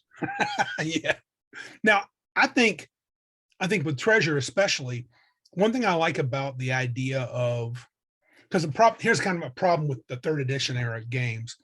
You say, well, I find a +2 mace, and that should go to the cleric. Wait a minute. I'm a 5th level fighter. I don't have a magic item. The cleric has a magic shield and a magic armor. I should have this. Yeah. Even though, but mechanically, with the cleric's got, the mace is really good for him. Let's say it's a disruption mace. He can do his cool clericy things. You're a neutral fighter. You're like, okay, I give it up. So I found that sometimes some people end up getting nothing all the time because it doesn't fit their quote unquote build plan, or I'm a specialist in the chain. How many times is there going to be a +3 chain, a magical chain in an adventure, other than just, you say, well, the DM should put it in there. Okay. But that gets a little weird at times. That I'm just, remember we used to even do this too. I think, Joe, you were around, what I would ask you, your magic item wish list. Remember that back in 3rd edition? So that I would give the right magic items for your character. And after a while, I thought that was really stupid. I don't like the idea of it. It worked well mechanically within the game because you would get what you wanted for your character, and you wouldn't have to go turn everything into money and then buy stuff at the magic shop, right? Which I don't like the feel of that. No. But I like an old school approach where you get what you get. And I mean, I'm thinking when I make treasure, I'll give some specific items out. But if I just do a random piece of treasure, like, oh, should be a magic item here, I'm going to randomly roll it. Well, it's a longsword and it's cursed. Sorry about your luck. Right. Oh, look, it's a mace and it's +3. I mean, it'd be better if it was longsword. Okay. It'd be better if it's 2-handed sword. Okay. It's not. It's a mace. It'd be better as a thermonuclear launching device. Okay. That's what it is. +2. Yeah. Yeah. But splitting treasure, I think, is a big decision groups have to make. I mean, and we don't consciously say that at our table much anymore, do we? No, we just, it's understood. We've played enough together that when we sit down and play and treasure is there, you're like, yeah, you get this, you get that. We all agree. It hasn't been a problem in a long time. Right. And if 2 people really want an item, we say, just roll for it. Roll D20. And next time, Joe wins the +1 ring protection. He doesn't get the cloak next time, even though he really, really wants it. He goes, I want to roll. We'll be like, Joe, you got that ring. Yeah. Give Philip the cloak, Right. And right. we'll also, yeah, that's fair. Yeah. Okay. Now, this is our style of play is almost entirely cooperative, unless a DM wants to throw in a ringer or something. But other people like more contentious play. So when in that sort of environment, splitting the treasure might be a little more complicated. Oh, I've seen it turn into fights with some groups. Right. Even grown adults, because people are like, my character ain't gonna let you have that. You gonna fight me over this +2 ring? Wow. It's weird to me. Right. That happened we play DnD for bachelor parties because that's how we roll. Yeah, we're that cool. That happened at one. Did it? Yeah. At Trent's? Huh? Was it Trent's? Trent's, yeah. Oh yeah. That butthole that somehow got invited and somehow got to I wouldn't say graced our table, more like cursed it. Right. I'm taking the weapon. Yeah. I'm taking it was a ring. It was a ring. Oh, okay. It was a ring. And Ring I'm of taking power. it and then running. And then he didn't get very far. No. We were all tired of him by then, and we pounded the crap out of him. Yeah. You're paced. Yeah. Wizard tactical nuke. Okay. So yeah. stupid. Anyway. Yeah. What about metagame knowledge? Oh. Yeah. So, and again, I'm not mad about it, but when players use a lot of that, oh, it's a troll. We know it has fire. It can be burned by fire. Let's do it. That changes play at the table a little bit. And a little bit. Okay, there's some things, there's ways to get I'm not around asking you not to do it. I'm just saying it does. Right. There's ways to go around it. Mhm. It's something that came up. I mentioned this before we started recording 10 hours ago. Jason, I sent some messages to Jason's podcast and about this very thing, metagame knowledge, or knowledge that your character, it fits this too, knowledge that your character wouldn't necessarily have. Right. And one of the things about it is once you have the knowledge in your head, you can't not know it. No. So you can roll randomly to see what you would do somehow, and you can just choose to ignore your knowledge and do something else, and that kind of negates your ability to guess the answer. Right.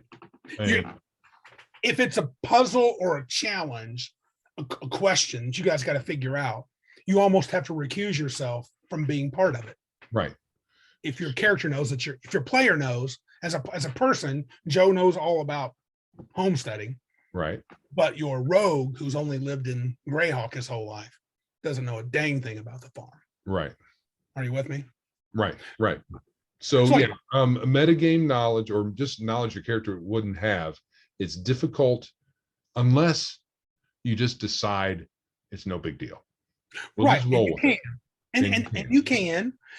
One where I would get a little prickly was what Jason brought up today. You know, let's say you're playing a game where you're playing, caveman era warriors Mhm. fighting dinosaurs. And our buddy Dave, who's a PhD chemist, because the way I describe something, he goes, "What kind of rock is this?" Okay, so it has this stuff. I could build gunpowder with this, and I could use tubes to do this and fire, and it would actually be relatively consistently good. And Dave could do all the chemistry to, say, "Hey, Randy, I can prove this to you," and I know nothing about chemistry. Right. How to drink liquids. And then, so he says that, he goes, "My dude does this," and I'd be like, "Really? You're Caveman. big caveman dude who's the toughest dude in the party just does that?" Well, yeah, I just happen to do it. He could say he could and just roll with it. Right. That's 10 kinds of stupid to me. Yes. At some point, it goes to the land of ridiculous, and I think that's what Jason was saying. Right. And this does step on the toes of player agency, but I think when the player's agency turns the game into, what's the word I'm looking for? Not idiocy, but It's wonky. it just when he makes it ridiculous and unbelievable within the narrative. Right. If it's just really crazy, it's like, no. Well, physics, wouldn't I be able to do this? Dude, you're a barbarian. Do you really know that much about detailed physics? I mean, you might understand leverage. I get that.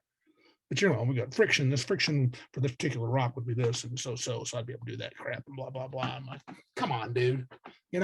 And sometimes if it's just like, I want to dump this on this dude's head because it'd be cool, that's fine. But if it's an elaborate plan that's going to give you some humongous advantage that doesn't make any sense within the story, I think you got to call it out and say, no, sorry about your agency. But Right. and that's part of the metagame knowledge too, is I think the agency part can be a thing that players feel like you're stepping on their toes. But Well, as all us folks sitting down at the table to play, there's a bit of a give and take. The players need to subsume a bit of them, their agency, whatever you want to call it, into the narrative that's being provided. right. So, and as long as the DM isn't saying, "Oh, you wanted to go there? No, actually, you want to go over here."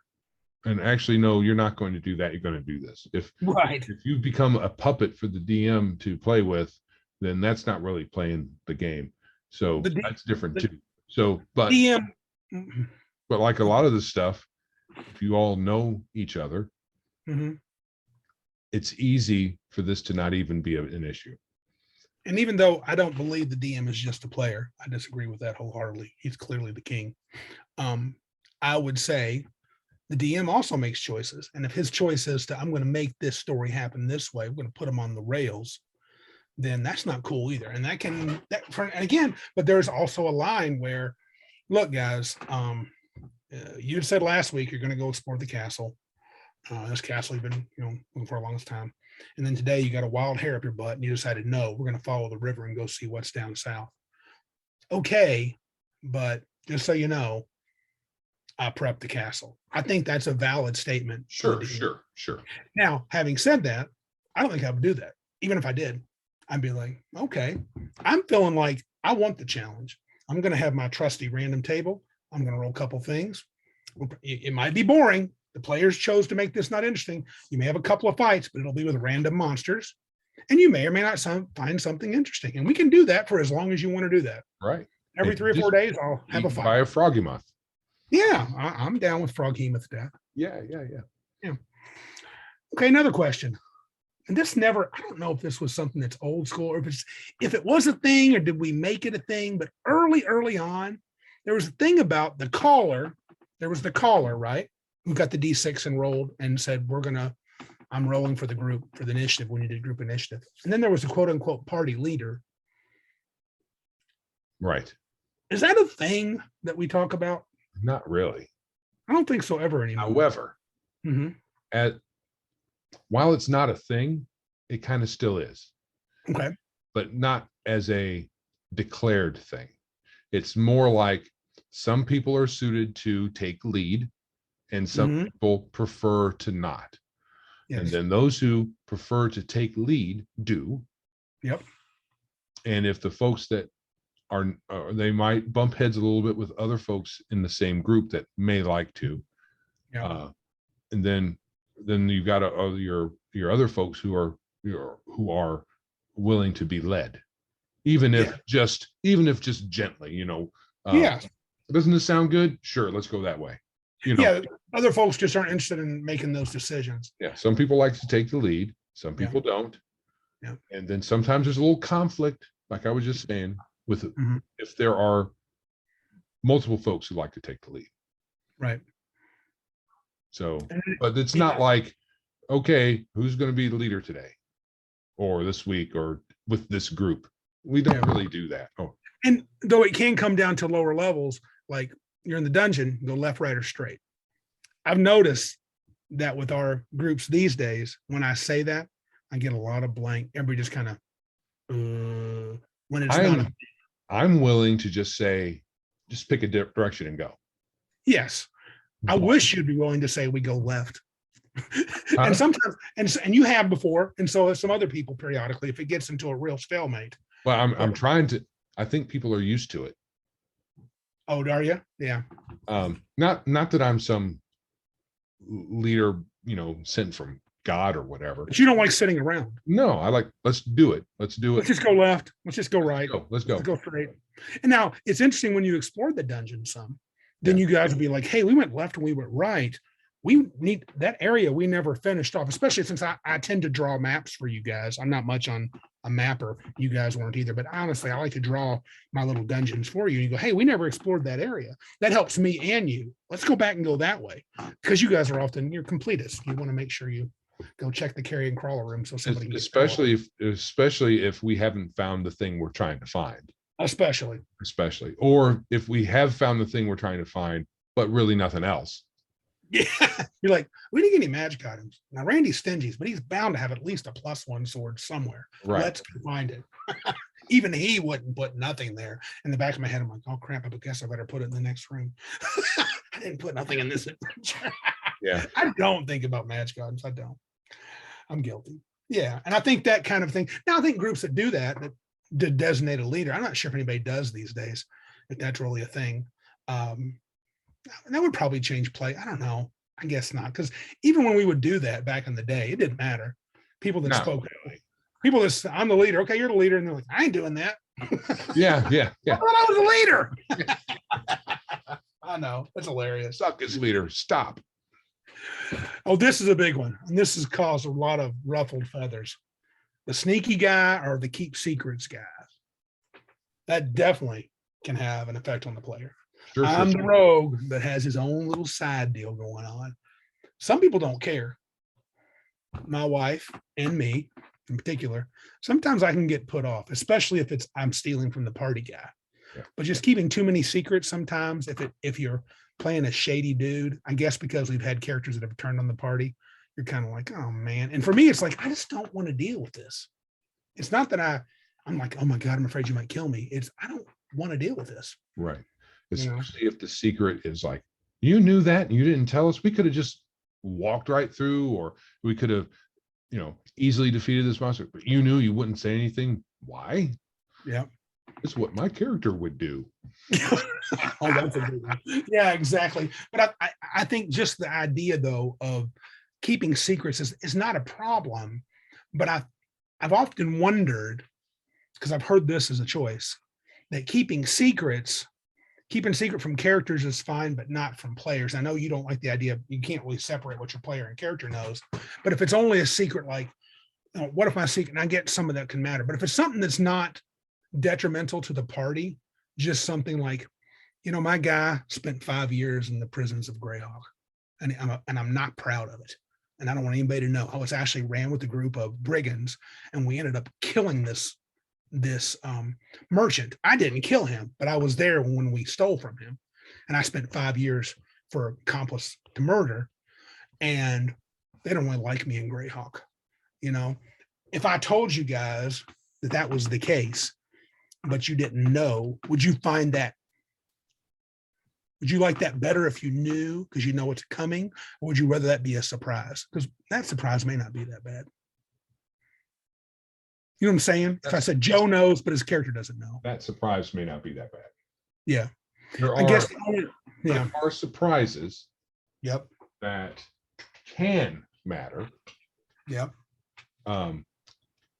As personally, even though I not terribly fond of them, I would prefer don't tell me. Okay. That way I can play better. I agree. Play more honestly, I think, and you would enjoy it more, especially if you happen to figure it out. Yeah. Yeah. That'd be cool. Oh, I know your secret, Randy. What? I heard you were in jail. Oh, okay. Huh. And I don't even want to know that you even have a secret. Gotcha. Okay. As a player. I think I lean toward that. And the only time it might be a problem if you're like, the secret is I'm actually in league with the necromancer and I'm going to turn on the party. Now, if the DM sets it up and the player says, I'm going to do that, and we've done that, so it'd be a little overdone. But if you do it once in a campaign, and I would tell the player, look, I probably wouldn't let the player. I might let the player just do it. Would it be worse if you did this, the guy who's secretly in league with the bad guy? I think it's a bad situation because the player is most certainly going to have knowledge the character wouldn't have. Okay. So putting in a ringer is problematic. It's one the best thing to do, I think, is for the DM to keep that secret even from the player who's the ringer until it's time to activate the cell. Right. Just so that it's more natural. And because really what we're hoping for is that he dies. Right. I mean, to me, if a player wanted to do that, I would say, well, just so you know, as a DM, I actually hope they kill your character. You know that, right? That when you turn, they're shocked, but then they kill you. If you're doing something really heinous. Right. I mean, if it's a group that has a more tolerance for conflict within the party, right, and the DM approaches a player, after a while and says, look, you have been helping the bad guy for the last couple of months now. Nobody knows. Right. And blah, blah, blah, blah, blah, blah, blah. Yeah. Now it's time for you to make your move. Are you cool with that? Right. Or you could approach it, differently, but. Well, you could say, would you be cool with actually having been a plant the last 3 months? And it really works with characters who have shady backgrounds anyway. Right. Do you, and that's something out of character. Do you think out of the game groups, especially if you're just, I think that probably would be worth discussing. Right. I mean, do we want to have intra-party conflict, especially to where swords could be drawn? Right. I think some players with new groups, and this feels connected a little bit, not necessarily to safety tools, but under a session zero discussion, new players at a table. Some people do that. I told the story of that guy that was testing me out as a DM. His group, he said, there were always intra-party conflict. I'm not really into that. Not really. No, I don't feel it's very fun. The environment usually gives you plenty of conflict already. I know some people will say, well, it makes them feel like it's more real. Yeah. Somehow. I guess. I don't know. I just don't want to play. I guess I just want to have a good time, and that ends up not being fun. Somebody's feelings get hurt. And what if the plant or the guy that is causing conflict literally kills another character? I literally died from a guy that was a companion of mine. I mean, I get it. That's a story that can happen. Yeah. I didn't come here to tell that, especially my 9th level paladin. I didn't want to die. I didn't care if I die at the hands of a demon or a powerful orc lord. I don't want to die at the hands of Joe's wizard. That's poop. Right. On purpose, Yeah, it's just not, I think it's a thing we don't enjoy as part of Right. it. What about stealing from the party? That's a thing too. I mean, the rogue goes ahead. I don't mind if the rogue steals a bauble or two, but you've seen them. I think it's just as bad. I'm going to steal the ring protection plus 2, the magical ring. I'm going to steal it and go to town and get it identified. Yeah, I prefer not. That's our thing. Yeah, I think that's an hour thing. Yeah. Yeah. Any other things you wanted to? Well, let's hit on this, because is it out of character? And I want to hit Jason's statement about charm person. And the idea that if the DM makes the decision, I'm going to be, what's good for the goose is good for the gander. I've said that before. Yeah. If you're going to use, time stop on my villains at high level, I'm going to use it on you. Right. If you're going to use disintegration on my villains, I'm going to use that on you. Right. And I'm kind of, my opinion is the DM, it is what's good for the goose is good for the gander. Oh yeah. Get charm personed, you lose a little bit of your agency. Sure. Now, I'm down with what Jason said. I mean, I would be comfortable, especially with you, if I said the necromancer charms your paladin, and I'm like, dude, you see him as your best friend, Joe, act like it. Right. And I would trust that you wouldn't cheese it and go, well, I go down the steps and gather some potatoes while they're attacking him. Right. That kind of move. Yeah, no, it's great to, that's kind of stuff I would have fun with too. Yeah. And if it's like puppet or dominate where you have total control, you say, yeah, go get them. All right. Yeah. I know right. your armor class is blah. I've seen you use this all the time. So blah, blah, blah, blah, blah, blah, blah. Yeah. So yeah, that could be fun. Yeah. But okay, so yeah, that could be fun. I don't think that's a problem at all. So I also don't think player choice is inviolate. Agreed. Because I don't know if I mentioned this on or off while we're recording or not. Okay. But there's a lot of things that are even more agency stealing than charming. Oh, okay. Oh yeah, the turning to stone, you said. Turn to stone. Mm-hmm. You're not doing anything. So the DM playing, running the monsters.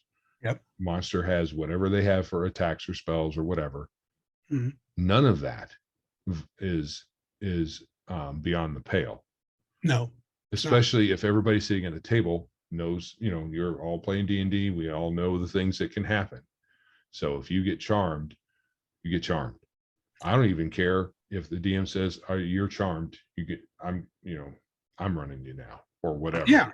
Yeah. Or you just, I would rather not. Go sit in the corner. Go sit in the corner. Yeah. You're paralyzed like happened to Phil. You're out. Yeah. And for whatever reason, for using whatever the DM has at their disposal, none of that is violating player agency. No.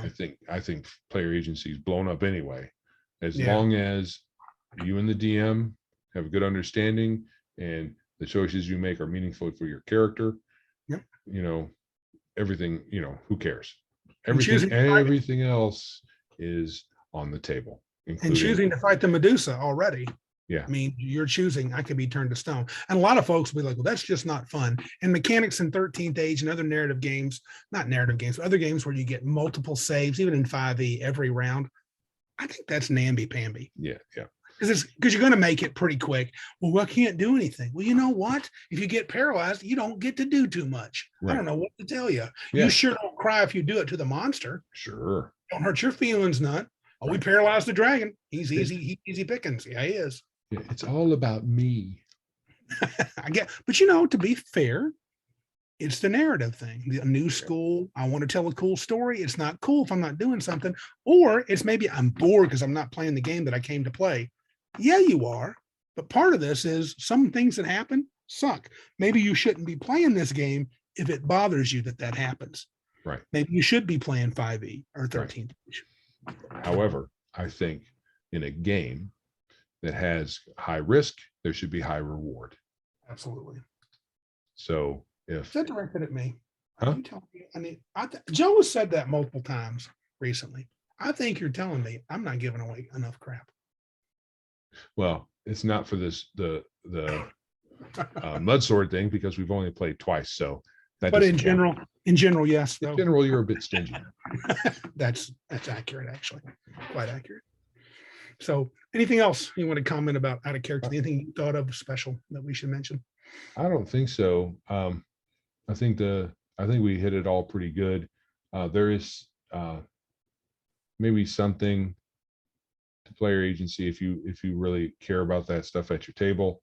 Again, playing with people you know solves a lot of problems that might arise at other tables where you don't know each other very well and you're stepping on each other's toes during the game and blah blah blah. That can still happen at a table of people who know each other well. Yes. But those, in that case, it's generally not too hard to resolve. But when you don't know each other very well, player agency might be something that rears its ugly head. People might cry about whatever they want to cry about. Yeah. That just comes from not knowing or not trusting the DM or the other players very much.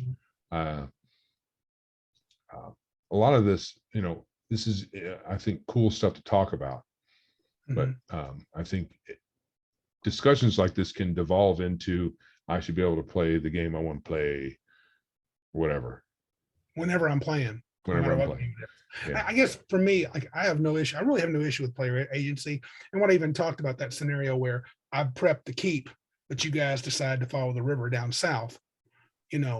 Inside, I'm a little annoyed. But the truth is, right now, especially, and I've been like this. Actually, I did it a lot even when we were younger, because you guys, I made a lot of crazy decisions, and I just went with it. Right. And I would rather go with it.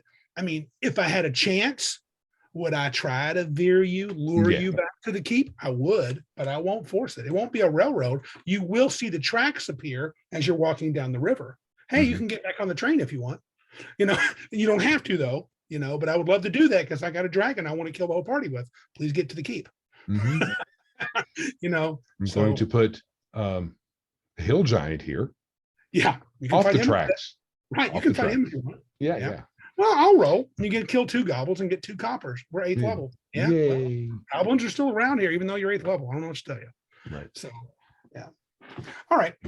Let's move into like it, love it, or leave it, you think? Yes. I think I go first this time. Is that right? I think so.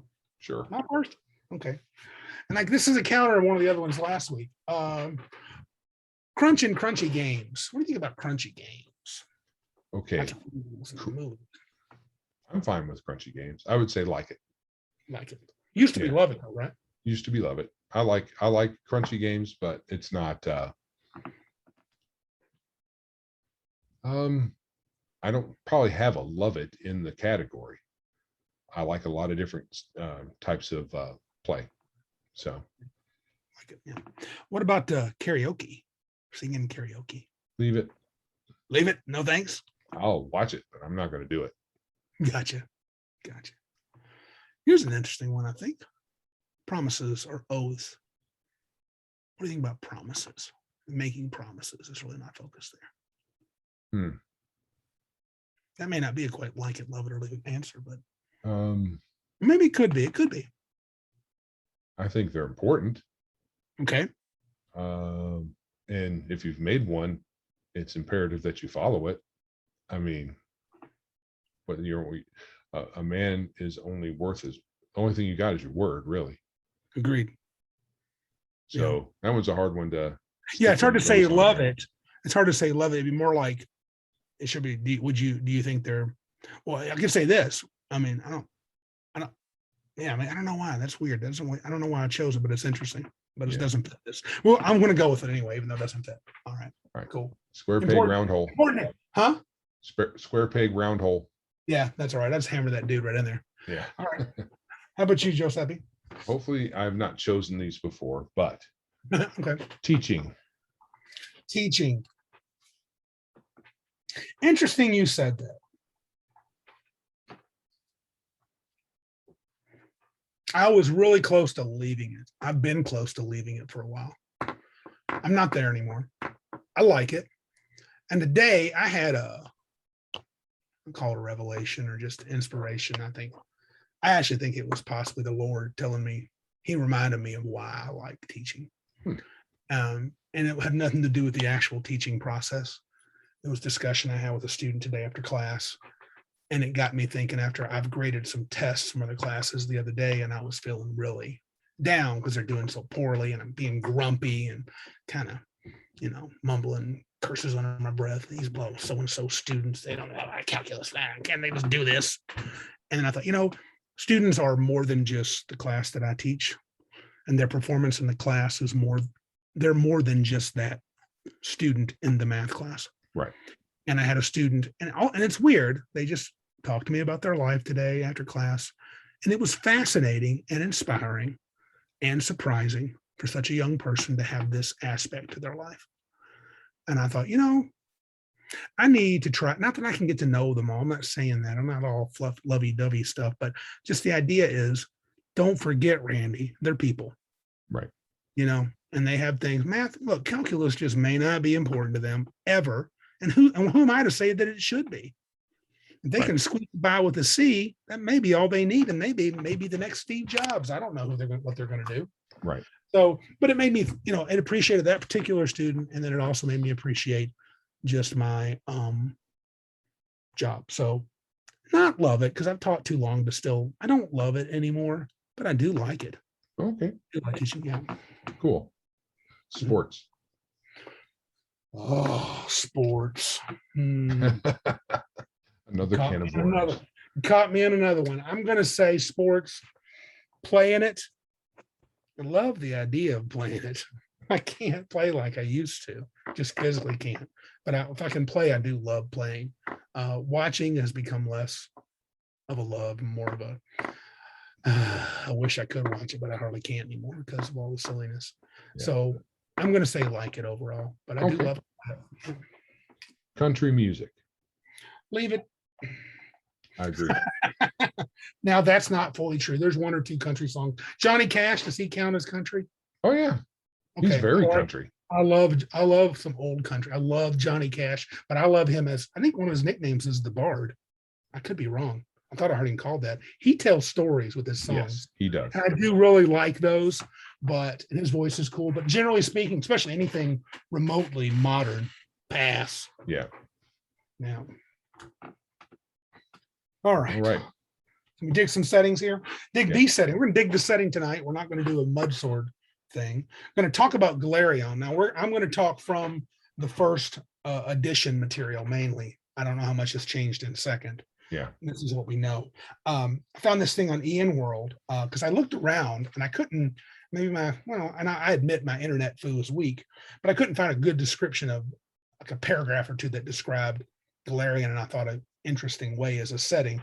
It is a setting that Paizo made back near the end of third edition, it was in the end of third edition. They made this setting, and they did their adventure paths that they sold in place of Dragon magazine. Did 2 sets of those, and then they transitioned to WotC transitioned to fourth, and they had to make their own setting to continue producing material. And they chose this setting called Golarion. So it's a D&D inspired setting. Used to be a D&D setting, and now it's purely a Pathfinder one. And I found this little link called 10 things, and I think it might have been it looks like it was an EN World thread. 10 things everyone should know about the world. And so I want to read that, and then we'll give our opinions on it. If you want to stop me, you can. I may make comments along the way. The world is called Golarion. 10,000 years ago, the Starstone fell to Golarion, creating the Inner Sea, obliterating the human civilization of Thassalon and Aslan, sending the elves packing to parts unknown and kicking up probably 1,000 years of darkness from dust and ash in the atmosphere. During the darkness, dwarves and orcs migrated from the Darklands. That's their name of the underworld. What do we call that? The Underdark. Underdark, yeah. Below to claim territories on the surface. By the way, I like that. I'm always looking for a new name that I could use in my own world for the subterranean world below the land. And I like Darklands. That was a cool name. They had some pretty good names. The Inner Sea now separates the continents of Avestan to the north and Garin to the south. Eridan, the last Aslanti, used the Starstone to become a god and housed it in his own temple at the center of Absalom, which is an island city he brought into being at the heart of the Inner Sea. Absalom is Golarion's free city of Greyhawk, or Waterdeep for the Forgotten Realms. Mm-hmm. As the darkness that was caused by the 1,000 years of dust and ash into the air lifted, human culture began rebuilding along the edge of the Inner Sea. On Avestan, the Taldor Empire sprang up under the watchful eye of Eridan, that's that god, while on Garand, Osirion, which is kind of an Egyptian place, developed under the rule of the 4 pharaohs of Ascension. I did like in the Pathfinder Chronicles, which was their first hardback they made setting for the book, they talked about not just the races, but the different empires, the Taldorians, the Osirians, the Cheliacs, which is, we'll get to that in a minute, but that was kind of cool. They had some nice setting material there in lands. Taldor expanded across Avestan under a number of armies of exploration, settling the lands to the west that would later become Cheliax and Andoran, and coming into conflict with Katapesh to the east, and the returning elves seeking to reclaim their abandoned holdings to the north. So they kind of have a spin on the elves. In a lot of settings like Greyhawk and Forgotten Realms, elves were leaving this world, Tolkien-esque. Right. And this one, they're coming back. Growing decadence within Taldor, which was a great empire, led to Cheliax seceding from the empire and becoming the heart of Eridan worship, awaiting the first man's return. That was Eridan's nickname, to reclaim the crown of the empire. 100 years ago, the day of Eridan's prophesied return was instead met by the god's death. So when he was going to return, he died. Storms raged across Golarion, and prophecy itself became unreliable, ushering in the age of lost omens. You couldn't trust in prophecy. In the absence of its god, Cheliax turned to devil worship under the banner of Asmodeus. I know that in one era of D&D, I think the end of second, Asmodeus was described as a great deity at one time, maybe even more powerful than the other deities. But for the most part, through most iterations of D&D, up until Pathfinder here, Asmodeus was just a archdevil. Granted, he was the archdevil. He was their version of Satan, but he wasn't really a god. Well, in the Golarion, Asmodeus is raised to greater deity status. In the Chelaxian territories, the ones that used to be big time go Eridan became worshippers of Asmodeus. And they're a very interesting empire that are all about devil worship. They actually had a adventure path where you can adventure in Cheliax as good guys fighting devilry, or as members of Cheliax. They had an evil adventure path where you could be either devil worshippers or just members of Cheliax that were all about badness. I thought that was pretty creative from the Paizo team. But that's the quick setting. I think it has a lot of feel it's got a little Forgotten Realms with a lot of variety. They have a realm where they have technology mixes with magic, and they have gunslingers. Not my favorite, but they do have it.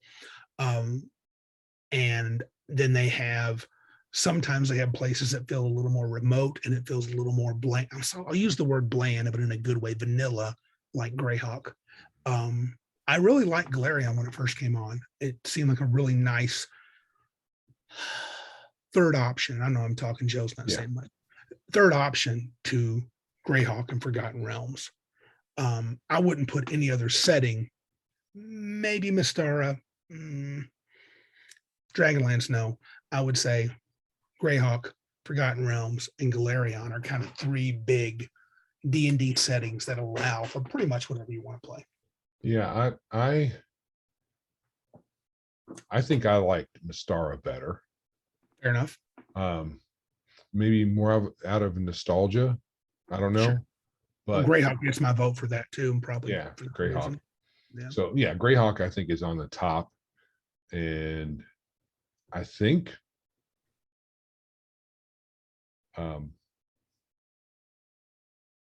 we just said it, and now I can't think of it. Mystara would be next, and then Forgotten Realms, and then this one. But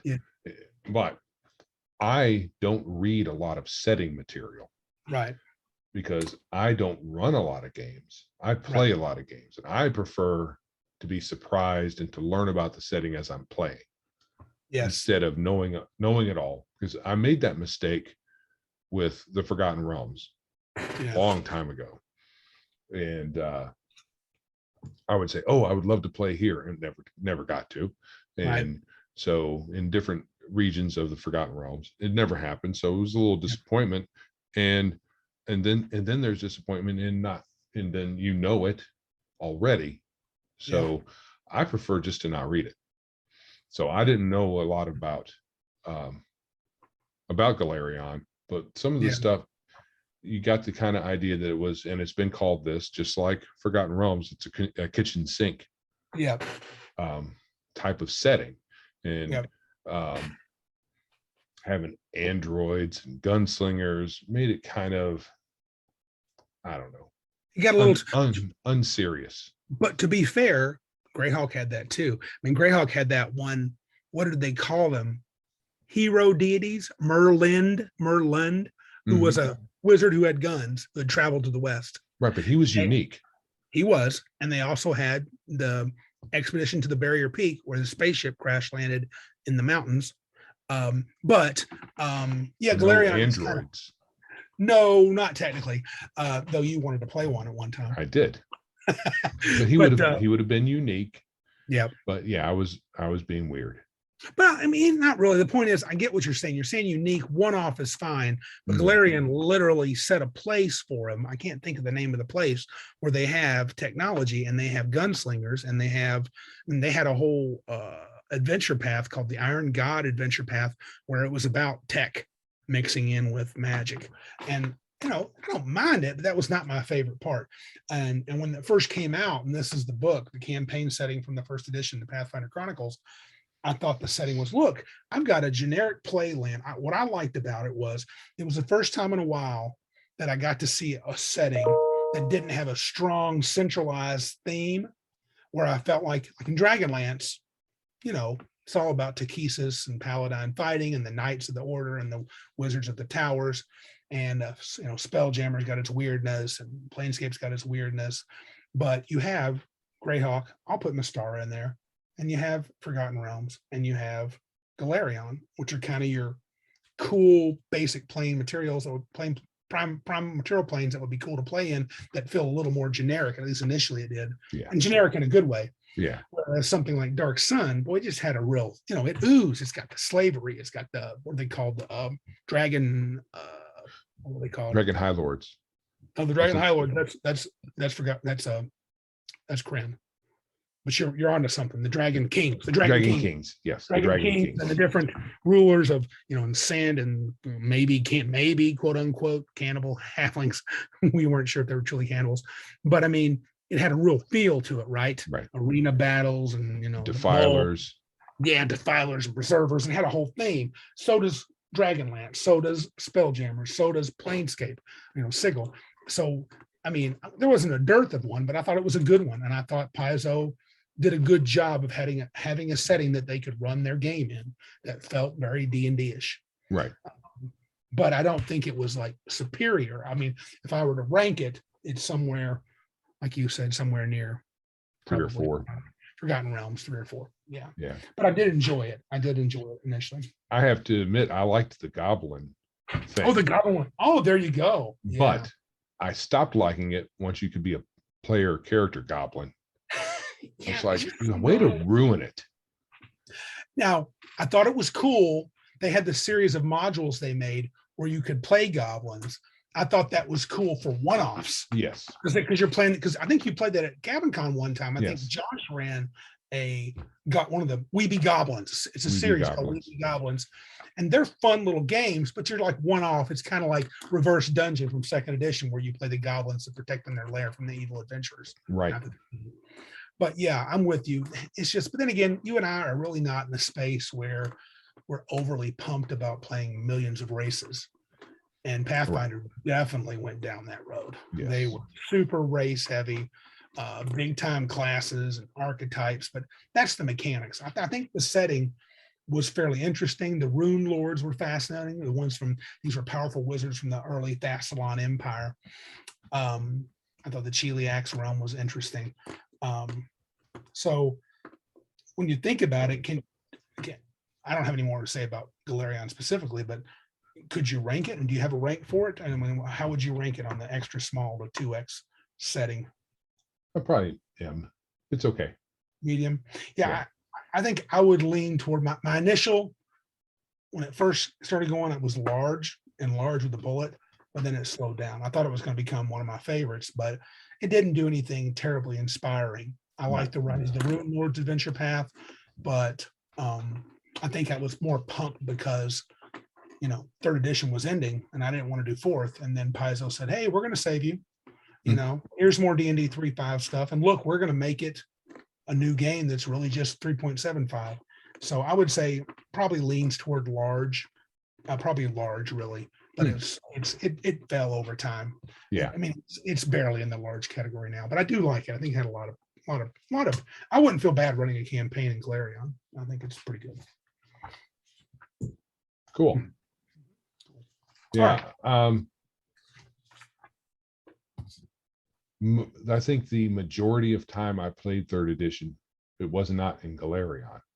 It was only occasional forays. I mean, most of it was in our campaign with Elysium. Oh yeah. The vast majority. Pathfinder, even playing Pathfinder was majority Elysium. Yeah. So, and that was not Golarion. No. So I never really got to know Golarion. Not very well. You played in my Rise of the Rune Lords campaign. Yes. And that ended around book 4. We didn't get through all 6 of them. Right. And I think it's been so long, you probably don't remember it. Honestly, I did kickstart the Savage Worlds version of Pathfinder, and they're going to have a setting book, and they're going to have the Rise of the Rune Lords. I got all 6 of them already. I actually would be intrigued to play that again using Savage Worlds just for a real experiment, Sure. Yeah. All right. Anything else, or you think we're ready to scoot on out of here? I think we are ready. Okay. If you'd like to support our show, please help us get the word out. Check out our website at www.biggestgeekispodcast.com.